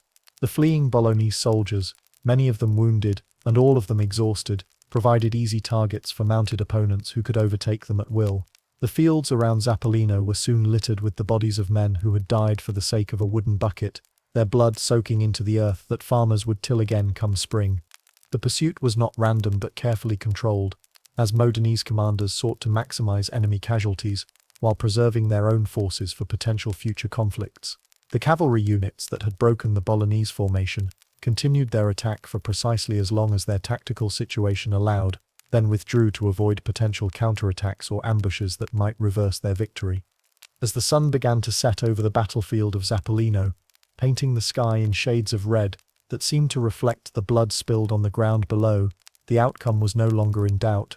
The Bolognese army had been utterly defeated, their survivors fleeing toward the safety of their city walls, with news of a disaster that would be remembered for generations. The flower of Bologna's military strength lay dead or wounded on the field, leaving the city vulnerable to further attack and unable to mount another expedition to recover their stolen property. The Modenese forces, though exhausted by their victory, maintained their discipline as they began the grim task of tending to their wounded and counting their dead. The aftermath of medieval battles was always a sobering experience, as the excitement of victory gave way to the reality of loss and the practical challenges of dealing with casualties. The field was covered with the debris of warfare, broken weapons, abandoned equipment, and the bodies of men who would never see their homes again. The bucket, still mounted on its standard, had survived the battle unscathed despite the violence that had raged around it. The wooden vessel that had started the war remained intact, while hundreds of men lay dead around it, a testament to the ironic nature of medieval conflict. The trophy stood as silent witness to the terrible cost of pride and the lengths to which men would go to defend their honor. The casualties from the Battle of Zappolino were substantial for both sides, reflecting the intensity of the fighting and the determination of both armies to achieve their objectives. Contemporary chronicles suggest that over 2,000 men died in the fighting, while many more were wounded or taken prisoner. These numbers, substantial for medieval warfare, represented not just military losses, but the destruction of families and communities whose young men would never return home. For Bologna, the human cost was particularly devastating, as the defeated army had included many of the city's most experienced soldiers and prominent citizens. The loss of so many men in a single engagement would have military, political, and economic consequences that would be felt for years to come. The city's ability to defend itself and project power throughout the region had been severely compromised by the disaster at Zappolino. For Modena, the victory was complete and decisive, validating their choice of imperial allegiance and demonstrating that papal authority could be successfully challenged by those with the courage and skill to resist it. The triumph provided immediate security against Bologna's retaliation, while establishing Modena's reputation as a military power capable of competing with much larger opponents. The aftermath of the battle saw both armies slowly withdrawing from the field, though their circumstances could hardly have been more different. The Bolognese survivors limped back toward their city, carrying news of the disaster that had befallen their expedition and preparing their fellow citizens for the possibility of further attacks. The Modenese forces, though victorious, were too exhausted to pursue their advantage immediately, requiring time to reorganize and tend to their casualties before considering additional military operations. The battlefield itself bore the scars of the conflict that would remain visible for months to come. The ground was churned into mud by the passage of thousands of men and horses, while broken weapons and abandoned equipment littered the field like the debris of a great storm. The local farmers, when they finally dared to return to their lands, would find their fields transformed into a grim memorial to the cost of medieval warfare. As darkness fell over the battlefield of Zappolino, the wooden bucket that had caused such carnage rested safely in Modenese hands, its possession secured through the sacrifice of thousands of lives. The vessel that had drawn water from Bologna's well for so many peaceful years had become a symbol of imperial triumph and papal defeat, a trophy whose value had been measured in blood rather than gold. The war over a bucket had reached its climax, but the story of the stolen trophy was far from over, as its possession would continue to influence relations between the two cities for generations to come. Chapter 4. The Bucket Trophy. Modena parades and displays the captured bucket. The return of Modena's victorious army to their city was a spectacle that would be remembered for centuries, a triumph that transformed not merely military victory into political vindication, but elevated a simple wooden bucket into one of the most famous trophies in European history. Picture, if you will, the scene as the weary but triumphant soldiers approached the familiar walls of their home on that crisp November evening, the stolen bucket carried high above their heads like the most precious relic ever recovered from enemy territory. The sight that greeted the returning warriors was unprecedented in Modena's history. The city's walls, normally manned by a few watchful sentries, were lined with citizens who had climbed every available vantage point to witness their hero's return. Banners hung from windows and balconies, their imperial colors creating a tapestry of gold and black that proclaimed Modena's allegiance to the Holy Roman Empire and its triumph over papal pretensions. The autumn sun, hanging low in the western sky, cast long shadows across the cobblestone streets as citizens poured out of their homes, shops, and workshops to witness this moment of supreme vindication. The light, filtered through the cool November air, seemed to transform the approaching procession into something approaching a vision from an illuminated manuscript, with the stolen bucket gleaming like a golden chalice at the center of the triumphant tableau. The bucket itself, that humble vessel of oak and iron that had begun its existence as a mere utilitarian object designed to serve Bologna's citizens, had been transformed by victory into something far more significant than its creators had ever imagined. No longer merely a functional tool designed to draw water from a well, it had become a symbol of imperial triumph, a trophy that embodied everything the Ghibelline cause represented in its struggle against papal authority.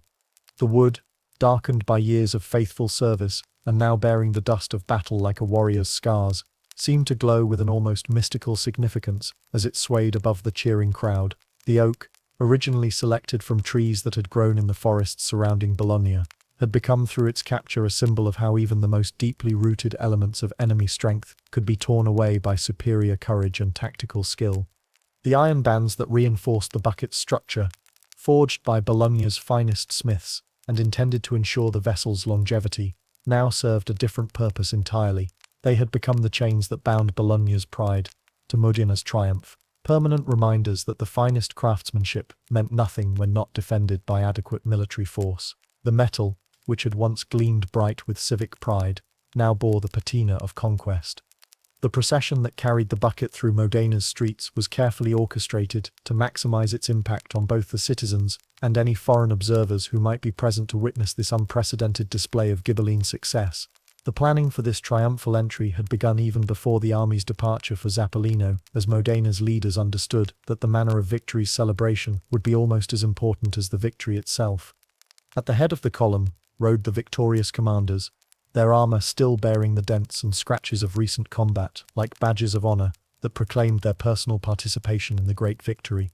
Passerino Bonacolsi, the architect of the tactical masterpiece that had destroyed Bologna's army, rode a destroyer whose caparison bore the imperial eagle, and whose bearing proclaimed the confidence of a warhorse that had carried its rider to triumph. Behind the commanders came the surviving knights, their lances adorned with captured Bolognese banners that fluttered like defeated ghosts in the afternoon breeze. These trophies, torn from the hands of dying enemies or abandoned on the field of battle, served as tangible proof of the completeness of Modena's victory. Each banner told a story of an enemy unit destroyed, a family honor crushed, a symbol of papal authority cast down in the mud of Zappolino. The knights themselves bore the marks of their ordeal, blood-stained surcoats, dented helmets, weapons nicked from combat, but their bearing proclaimed triumph rather than exhaustion. These men had proven themselves worthy inheritors of the imperial military tradition, and their proud posture as they rode through their city's streets reflected their awareness of having earned a place in history through their courage and skill. Following the cavalry came the infantry, their formations as precise in victory as they had been in battle. These soldiers, drawn from Modena's guilds and neighborhoods, had proven that citizens fighting for their own hearths could match the professional soldiers of larger cities when properly led and inspired by righteous cause. Their weapons, still sharp from recent use, caught the afternoon light as they marched in step through streets they had left weeks earlier as mere craftsmen and shopkeepers. But it was the bucket that commanded everyone's attention, drawing the eyes of every spectator like a magnet attracting iron filings. Mounted on a special platform that had been constructed specifically for this triumphant display, and surrounded by an honor guard of the city's finest soldiers, it was carried through the streets with the reverence normally reserved for sacred relics brought back from the Holy Land by crusading knights. The platform itself was a masterwork of hurried but skilled craftsmanship, constructed during the army's march home by artisans who had worked through the night to create a worthy setting for their greatest prize. The structure, built from the finest local wood and decorated with imperial symbols and Ghibelline heraldry, elevated the bucket to a height where it could be seen by every citizen lining the procession route. The honor guard that surrounded the bucket consisted of veterans who had personally participated in its capture, men whose courage and loyalty had been proven in the crucible of battle. Their selection for this prestigious duty marked them as heroes whose names would be remembered long after their deaths, and their proud bearing reflected their understanding of the honor that had been bestowed upon them. The crowd that lined the procession route fell silent as the trophy passed, not from sadness but from a kind of awed recognition of what this simple object represented. In their silence, the citizens of Modena acknowledged that they were witnessing something unprecedented in their city's history, the physical embodiment of their triumph over enemies who had previously seemed invincible. Children who had been lifted onto their fathers' shoulders to see over the heads of adults would remember this moment for the rest of their lives, incorporating the sight of the victorious bucket into their understanding of what it meant to be citizens of Modena. For them, the bucket would always represent the possibility that small cities could achieve great things when their citizens were united in common cause. Women who had watched their husbands and sons march away to uncertain fate now saw them return as conquerors, and their tears of relief mingled with expressions of pride that their sacrifices had contributed to such a magnificent victory. The bucket, carried past their doors like a holy relic, validated every prayer they had offered for their men's safe return and their city's success. The elderly citizens who remembered previous conflicts with Bologna recognized that they were witnessing something unique in the annals of intercity warfare. Never before had such a complete victory been achieved at such relatively modest cost, and never before had the symbols of enemy power been so dramatically displayed in their own streets. The celebration that followed the army's return lasted for 3 days, with the bucket serving as the centerpiece of every ceremony and the focal point of festivities that demonstrated Modena's prosperity and cultural sophistication. The decision to extend the celebration over multiple days reflected both the magnitude of the victory and the desire to ensure that every citizen, regardless of their station or occupation, could participate in honoring their returning heroes. Tables groaned under the weight of food and wine as the city's merchants and craftsmen opened their storehouses to honor the returning heroes, demonstrating the prosperity that had made Modena's military expedition possible while celebrating the success that validated their investment. The finest local wines, aged in cellars that had been carefully tended for years, were brought forth to toast the victory. Bread, baked from the season's best grain, was distributed freely to all who wished to share in the celebration. The food served during these festivities reflected not only Modena's prosperity, but also its connections to the broader imperial trading network. Spices from distant lands, acquired through commercial relationships that imperial allegiance had made possible, seasoned dishes that demonstrated the city's cosmopolitan character, fruits preserved from the summer harvest provided sweetness that seemed to mirror the taste of victory itself. Musicians played in the squares, their melodies mixing with the laughter and conversation of citizens who had every reason to feel proud of their city's achievement. The songs included traditional imperial hymns that celebrated the glory of secular authority, folk melodies that had been popular in Modena for generations, and new compositions created specifically to commemorate the Battle of Zappolino and the capture of the bucket. The musical celebrations reflected the cultural richness that had made Modena a center of artistic achievement, as well as military prowess. Professional musicians, supported by wealthy patrons, performed complex compositions that required years of training to master. Amateur performers, drawn from the city's guilds and neighborhoods, contributed simpler but no less heartfelt expressions of joy and pride. Dancers moved through the crowds, their performances ranging from formal court dances that reflected imperial cultural traditions to folk celebrations that had been passed down through generations of Modenese families. The variety of these performances demonstrated the city's cultural diversity while providing entertainment that united citizens of all social classes in common celebration. During these festivities, the bucket was displayed in the cathedral, where it rested on a pedestal normally reserved for the most sacred objects in the church's possession. The juxtaposition was deliberate and profound. Here was a vessel that had drawn water from an enemy, now honored like a holy relic in the house of God. The symbolism was complex and multi-layered, suggesting that divine providence had favored Modena's cause, while subtly challenging the papal claims to exclusive spiritual authority. The cathedral itself, one of the finest examples of Romanesque architecture in northern Italy, provided a magnificent setting for the bucket's display. The building's soaring arches and elaborate stone carvings created an atmosphere of solemnity and grandeur that enhanced the trophy's significance, while proclaiming Modena's commitment to the Christian faith despite its resistance to papal political authority. The pedestal on which the bucket rested had been specially constructed for the occasion, its design incorporating both imperial and religious symbols that reflected Modena's complex relationship with spiritual and temporal authority.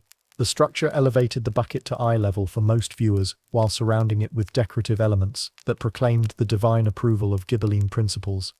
The lighting within the cathedral had been carefully arranged to create dramatic effects that enhanced the bucket's visual impact. Candles positioned at strategic points cast flickering shadows that seemed to bring the wooden vessel to life, while colored glass in the cathedral's windows created patterns of light that changed throughout the day as the sun moved across the sky.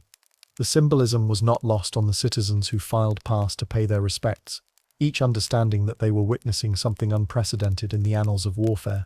The bucket's presence in the cathedral suggested that secular victory could be blessed by divine authority, that imperial principles were not incompatible with Christian faith, and that resistance to papal political claims did not require abandonment of religious devotion. Priests who served in the cathedral found themselves in complex positions as they attempted to balance their religious duties with the political implications of the bucket's presence. Some embraced the opportunity to demonstrate that the church could bless imperial victories, while others struggled with the theological implications of honoring a trophy taken from fellow Christians. The resulting sermons reflected these tensions, emphasizing themes of divine justice and righteous warfare while carefully avoiding direct challenges to papal authority. The story of the bucket's capture had grown in the telling, as such stories always do when they serve the political and cultural needs of their communities. What had begun as a daring but relatively simple theft had become, in the popular imagination, an act of almost supernatural cunning that demonstrated the superiority of imperial intelligence and courage over papal complacency and weakness. The raiders who had penetrated Bologna's defenses were now portrayed as heroes whose skill and courage had made possible the great victory at Zappolino. Their names, previously unknown outside their immediate circles, were now spoken with reverence throughout the city and beyond. Ballads celebrating their achievement were composed and performed, ensuring that their fame would spread throughout the Ghibelline territories. The detailed accounts of the theft, embellished with each retelling, emphasized the careful planning and perfect execution that had made the operation successful. The raiders were credited not only with personal courage but also with tactical genius that had enabled them to identify Bologna's weakness and exploit it with devastating effectiveness. Their success was portrayed as evidence of the intellectual superiority that made imperial supporters more effective than their papal counterparts. The story's evolution reflected the broader propaganda war that accompanied the military conflict, as both sides sought to control the narrative that would determine how the events were remembered by future generations. Modena's version emphasized the heroic qualities of the raiders and the righteousness of their cause, while Bologna's accounts focused on the treacherous nature of the theft and the temporary character of Ghibelline success. As the immediate excitement of victory began to fade, and the practical necessities of governing reasserted themselves, Modena's leaders faced the question of what to do with their prize in the long term. The bucket could not remain indefinitely in the cathedral, nor could it be returned to mundane use after achieving such symbolic significance. The solution they chose would ensure that the trophy remained visible to future generations while serving as a permanent reminder of their city's greatest triumph. The decision-making process involved extensive consultation among the city's leading citizens, religious authorities, and political leaders. Various proposals were considered, ranging from the construction of a special shrine to the creation of a museum that would house the bucket alongside other important artifacts from Modena's history. The final choice reflected both practical considerations and symbolic objectives. A special chamber was constructed in the city's tower, the Torre della Ghirlandina, specifically to house the bucket in a setting worthy of its significance. The tower, already one of Modena's most recognizable landmarks, provided the ideal combination of visibility, security, and symbolic meaning. Its height made it visible from great distances, proclaiming Modena's triumph to travelers and potential enemies alike. The room was designed with windows that would allow natural light to illuminate the trophy during the day, creating changing patterns of light and shadow that enhanced the bucket's visual impact while demonstrating the city's commitment to displaying their prize openly rather than hiding it away. The windows themselves were crafted with the finest glazing techniques available, ensuring both clarity and protection from the elements. Torches could provide dramatic illumination for evening viewings, creating atmospheric effects that transformed the simple wooden vessel into something approaching a sacred object. The torch holders were designed as permanent fixtures that would ensure consistent lighting arrangements while providing the flexibility to create different moods for various occasions. The walls were decorated with frescoes depicting the Battle of Zappolino, showing the bucket being carried into combat and the moment of victory when it was definitively claimed by Modena's forces. These paintings, created by the finest artists that the city could employ, provided visual context that enhanced the bucket's significance while educating viewers about the events that had made its capture possible. The frescoes themselves represented substantial artistic achievements that demonstrated Modena's cultural sophistication alongside its military prowess. The artists employed the latest techniques in perspective and color to create dramatic scenes that seemed to bring the battle to life for viewers who had not participated in the actual fighting. The paintings included portraits of recognizable participants that helped establish the historical accuracy of the depicted events. The floor of the chamber was paved with stones selected from the battlefield of Zappolino, creating a literal foundation that connected the bucket's display to the site of its military validation. These stones, carefully collected and transported back to Modena, provided tangible links to the events that had made the bucket's possession possible while serving as silent reminders of the price that had been paid for victory. The installation of the bucket in its new home was marked by another ceremony, this one more solemn and formal than the raucous celebrations that had followed the army's return. The change in tone reflected the transition from immediate celebration of victory to long-term commemoration of achievement, acknowledging that the bucket's significance extended far beyond the immediate circumstances of its capture. Representatives from other Ghibelline cities attended the installation ceremony, offering their congratulations and acknowledging the symbolic importance of Modena's victory for the broader imperial cause throughout northern Italy. Their presence demonstrated that the bucket had transcended its origins as a local trophy to become a symbol of resistance to papal political authority that inspired imperial supporters throughout the region. The ceremony itself included both religious and secular elements that reflected Modena's complex relationship with spiritual and temporal authority.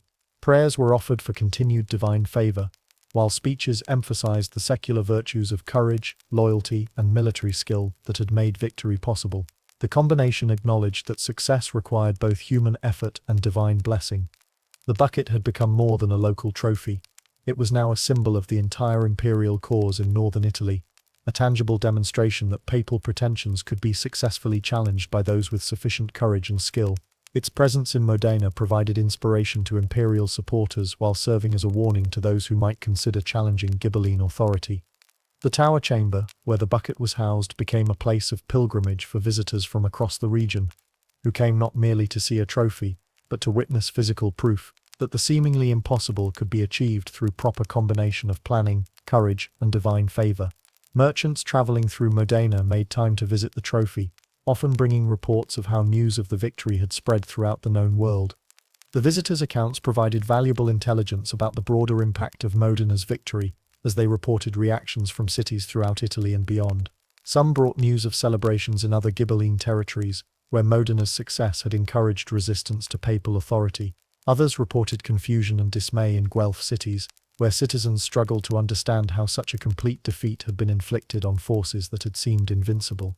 Scholars wrote treatises on the battle and its significance, analyzing the tactical innovations that had made victory possible while exploring the broader implications for the balance of power in northern Italy.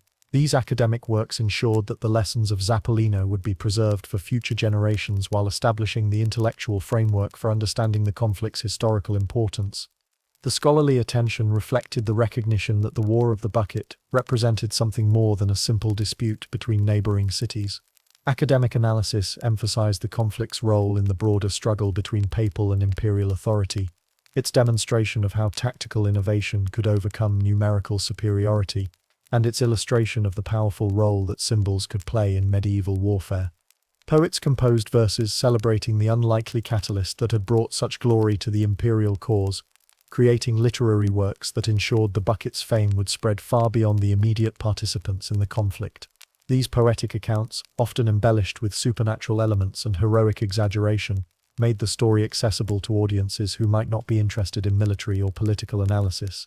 The literary treatment of the bucket story reflected broader cultural trends in medieval Italy, where the achievements of individual cities were celebrated as examples of regional pride and cultural sophistication. The poems served both entertainment and propaganda functions, providing enjoyable stories while reinforcing political messages that supported imperial authority. Meanwhile, in Bologna, the defeat at Zappolino had created a crisis that extended far beyond the immediate military consequences, challenging fundamental assumptions about the city's power and prestige, while forcing its leaders to confront the reality that their greatest symbol now resided in enemy hands. The city's leaders found themselves confronting not only the loss of their army, but also the humiliation of having their most cherished symbol paraded through enemy streets like a trophy of conquest. The psychological impact of the defeat proved as damaging as the physical losses, as citizens struggled to understand how their proud city had been brought so low by such seemingly trivial circumstances. The sight of their bucket displayed in Modena's tower, visible to travelers passing through the region, served as a constant reminder of their humiliation and the limits of their military power. The immediate aftermath of the defeat was marked by confusion and recrimination, as citizens sought to understand how such a disaster had occurred. Some blamed the military leadership for tactical errors, while others pointed to intelligence failures that had allowed Modena to achieve tactical surprise.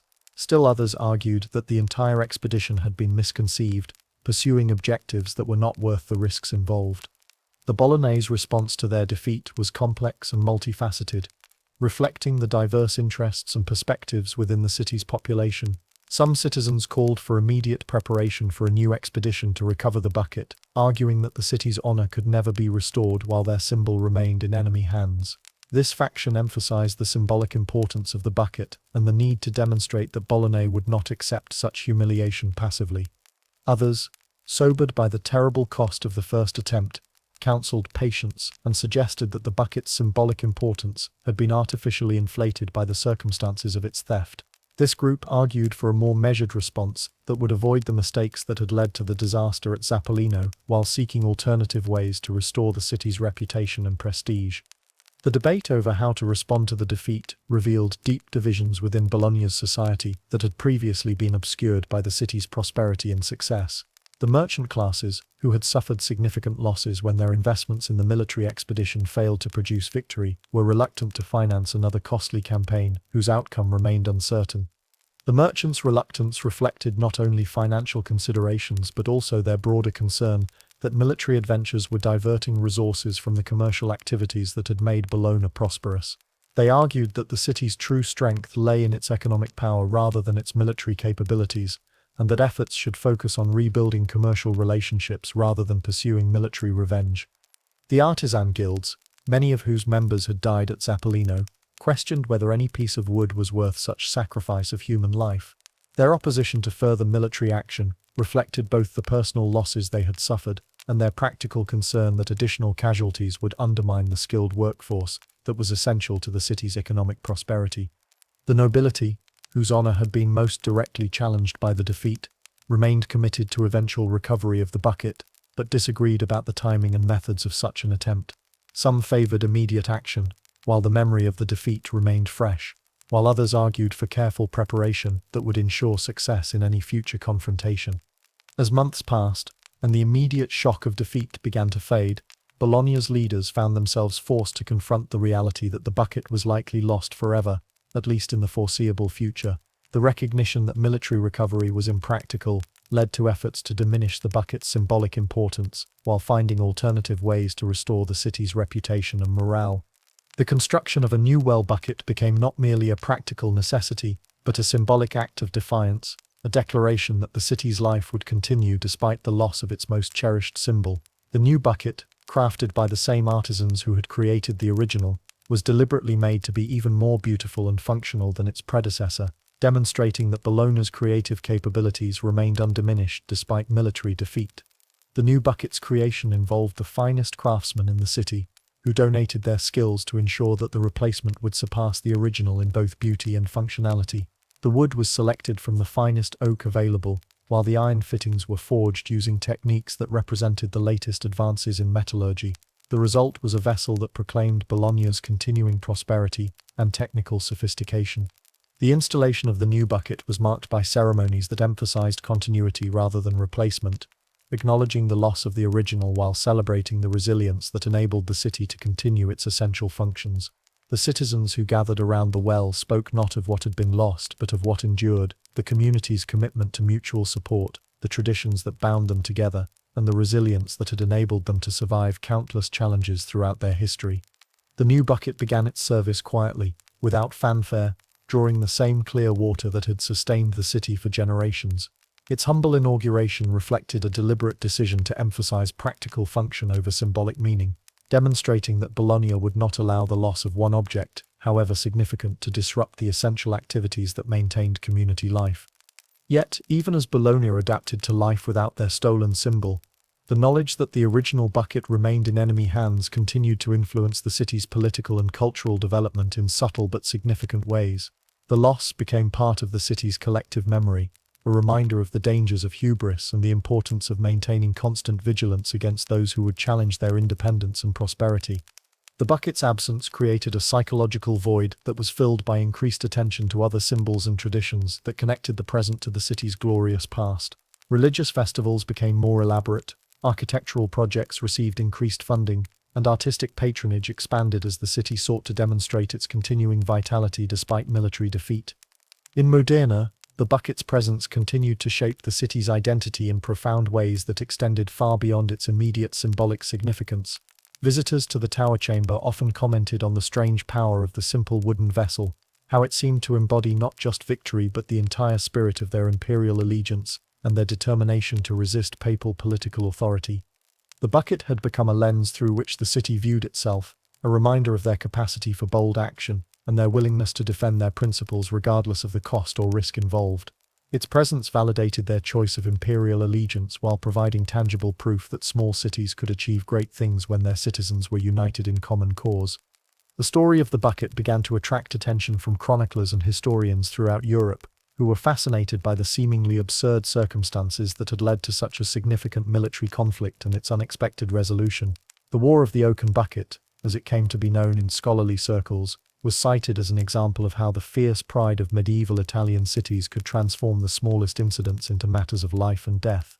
Some scholars wrote critically of the conflict, arguing that the enormous cost in human lives could never be justified by the recovery of a simple household object, regardless of its symbolic significance. They pointed to the hundreds of widows and orphans created by the Battle of Zappolino as evidence of the dangerous extremes to which factional loyalty could lead, suggesting that the bucket represented not triumph but the tragic consequences of allowing pride to override reason.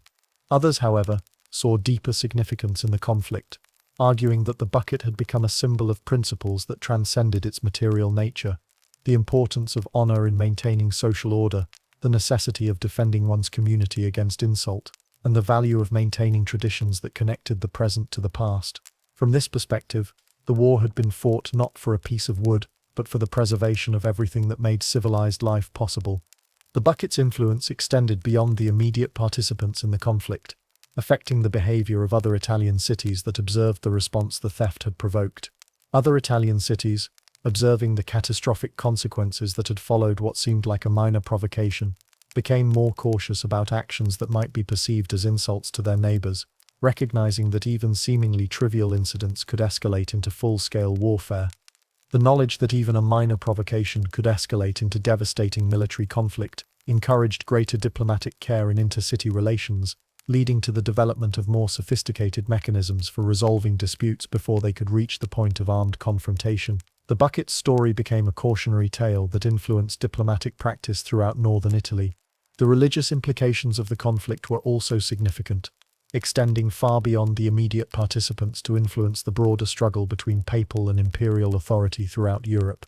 The fact that a Ghibelline city had successfully challenged a Guelph stronghold provided encouragement to imperial supporters throughout the region, while papal partisans were forced to confront the reality that their cause was not invincible and that resistance to ecclesiastical political authority could achieve spectacular success.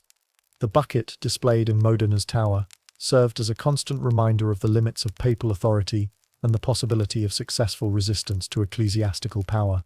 Its presence encouraged other imperial supporters, while serving as a warning to those who might underestimate the determination of cities committed to defending their independence from papal control. As the years passed, the bucket's significance continued to evolve, adapting to changing political circumstances, while maintaining its essential meaning as a symbol of successful resistance to superior force. New generations of Modenese citizens grew up, knowing the story of the trophy, incorporating it into their understanding of their city's history and identity in ways that ensured its continued relevance. The bucket became part of the cultural inheritance that parents passed to their children, a symbol of the courage and cleverness that had made their community great, while providing inspiration for future challenges that might require similar qualities. Its story was told and retold in various forms, from formal historical accounts to folk tales that emphasized different aspects of its significance. The physical bucket itself remained remarkably well preserved, protected by its indoor location and the careful attention of those charged with its maintenance. The oak wood, seasoned by years of use before its capture, proved resistant to the effects of time, while the controlled environment of the tower chamber prevented the rapid deterioration that might have occurred under different circumstances. The iron fittings, though, showing signs of age appropriate to their years of service, retained their structural integrity and continued to hold the wooden staves together with the same reliability that had characterized their original function. The rope that had once lowered the bucket into Bologna's well had been carefully preserved as well, maintained as a tangible connection to the vessel's original purpose and the circumstances of its capture. Visitors to the tower chamber often remarked on the bucket's humble appearance, surprised that such an ordinary object could have achieved such extraordinary significance in the political and military history of northern Italy. The contrast between the trophy's simple construction and its elaborate display seemed to embody the paradox of the entire conflict. How the most trivial causes could produce the most profound consequences when they intersected with the complex political and cultural forces that shaped medieval Italian society. The bucket's story had become part of the broader narrative of medieval Italian history, a reminder of the passionate intensity with which citizens defended their cities and their principles during an age when local loyalty often transcended broader political considerations. It represented both the glory and the tragedy of an age when honor was valued above life, and when the smallest insults could ignite the greatest conflicts. And so the bucket remained, year after year, in its place of honor in Modena's tower, its wooden form unchanged by the passage of time, while its significance continued to evolve with changing political circumstances. The wooden vessel that had once drawn water from Bologna's well now drew visitors from across Europe, all eager to see the humble object that had sparked one of history's most unusual wars, and to understand how such ordinary materials could achieve such extraordinary meaning. It stood as a testament to the fierce pride of medieval Italian cities, and the unexpected ways in which destiny could transform the most ordinary objects into symbols of extraordinary significance. The bucket's legacy would outlive the political systems that had created it, surviving the eventual decline of both Guelph and Ghibelline power to become a curiosity that fascinated future generations, with its demonstration of how human passion could elevate the humblest materials to the highest symbolic importance. Long after the immediate causes of the conflict had been forgotten by all but the most dedicated historians, the story of the War of the Oaken Bucket would continue to be told, as a reminder of how the smallest actions can have the greatest consequences, and how even the most humble objects can become the catalysts for the most remarkable events when they intersect with the powerful forces of human pride, political ambition, and communal identity. Conclusion. As we reach the end of this tale of medieval passion and the power of symbols, allow yourself to settle more deeply into the comfort of the present moment. The wooden bucket that sparked such fierce conflict now rests quietly in its display case, its warlike days long behind it.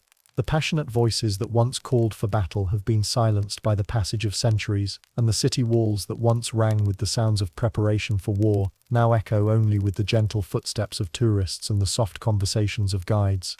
The story of the War of the Oaken Bucket reminds us of the intensity with which our ancestors lived their lives, when honor was measured in concrete symbols and communities were willing to sacrifice everything for the preservation of their dignity.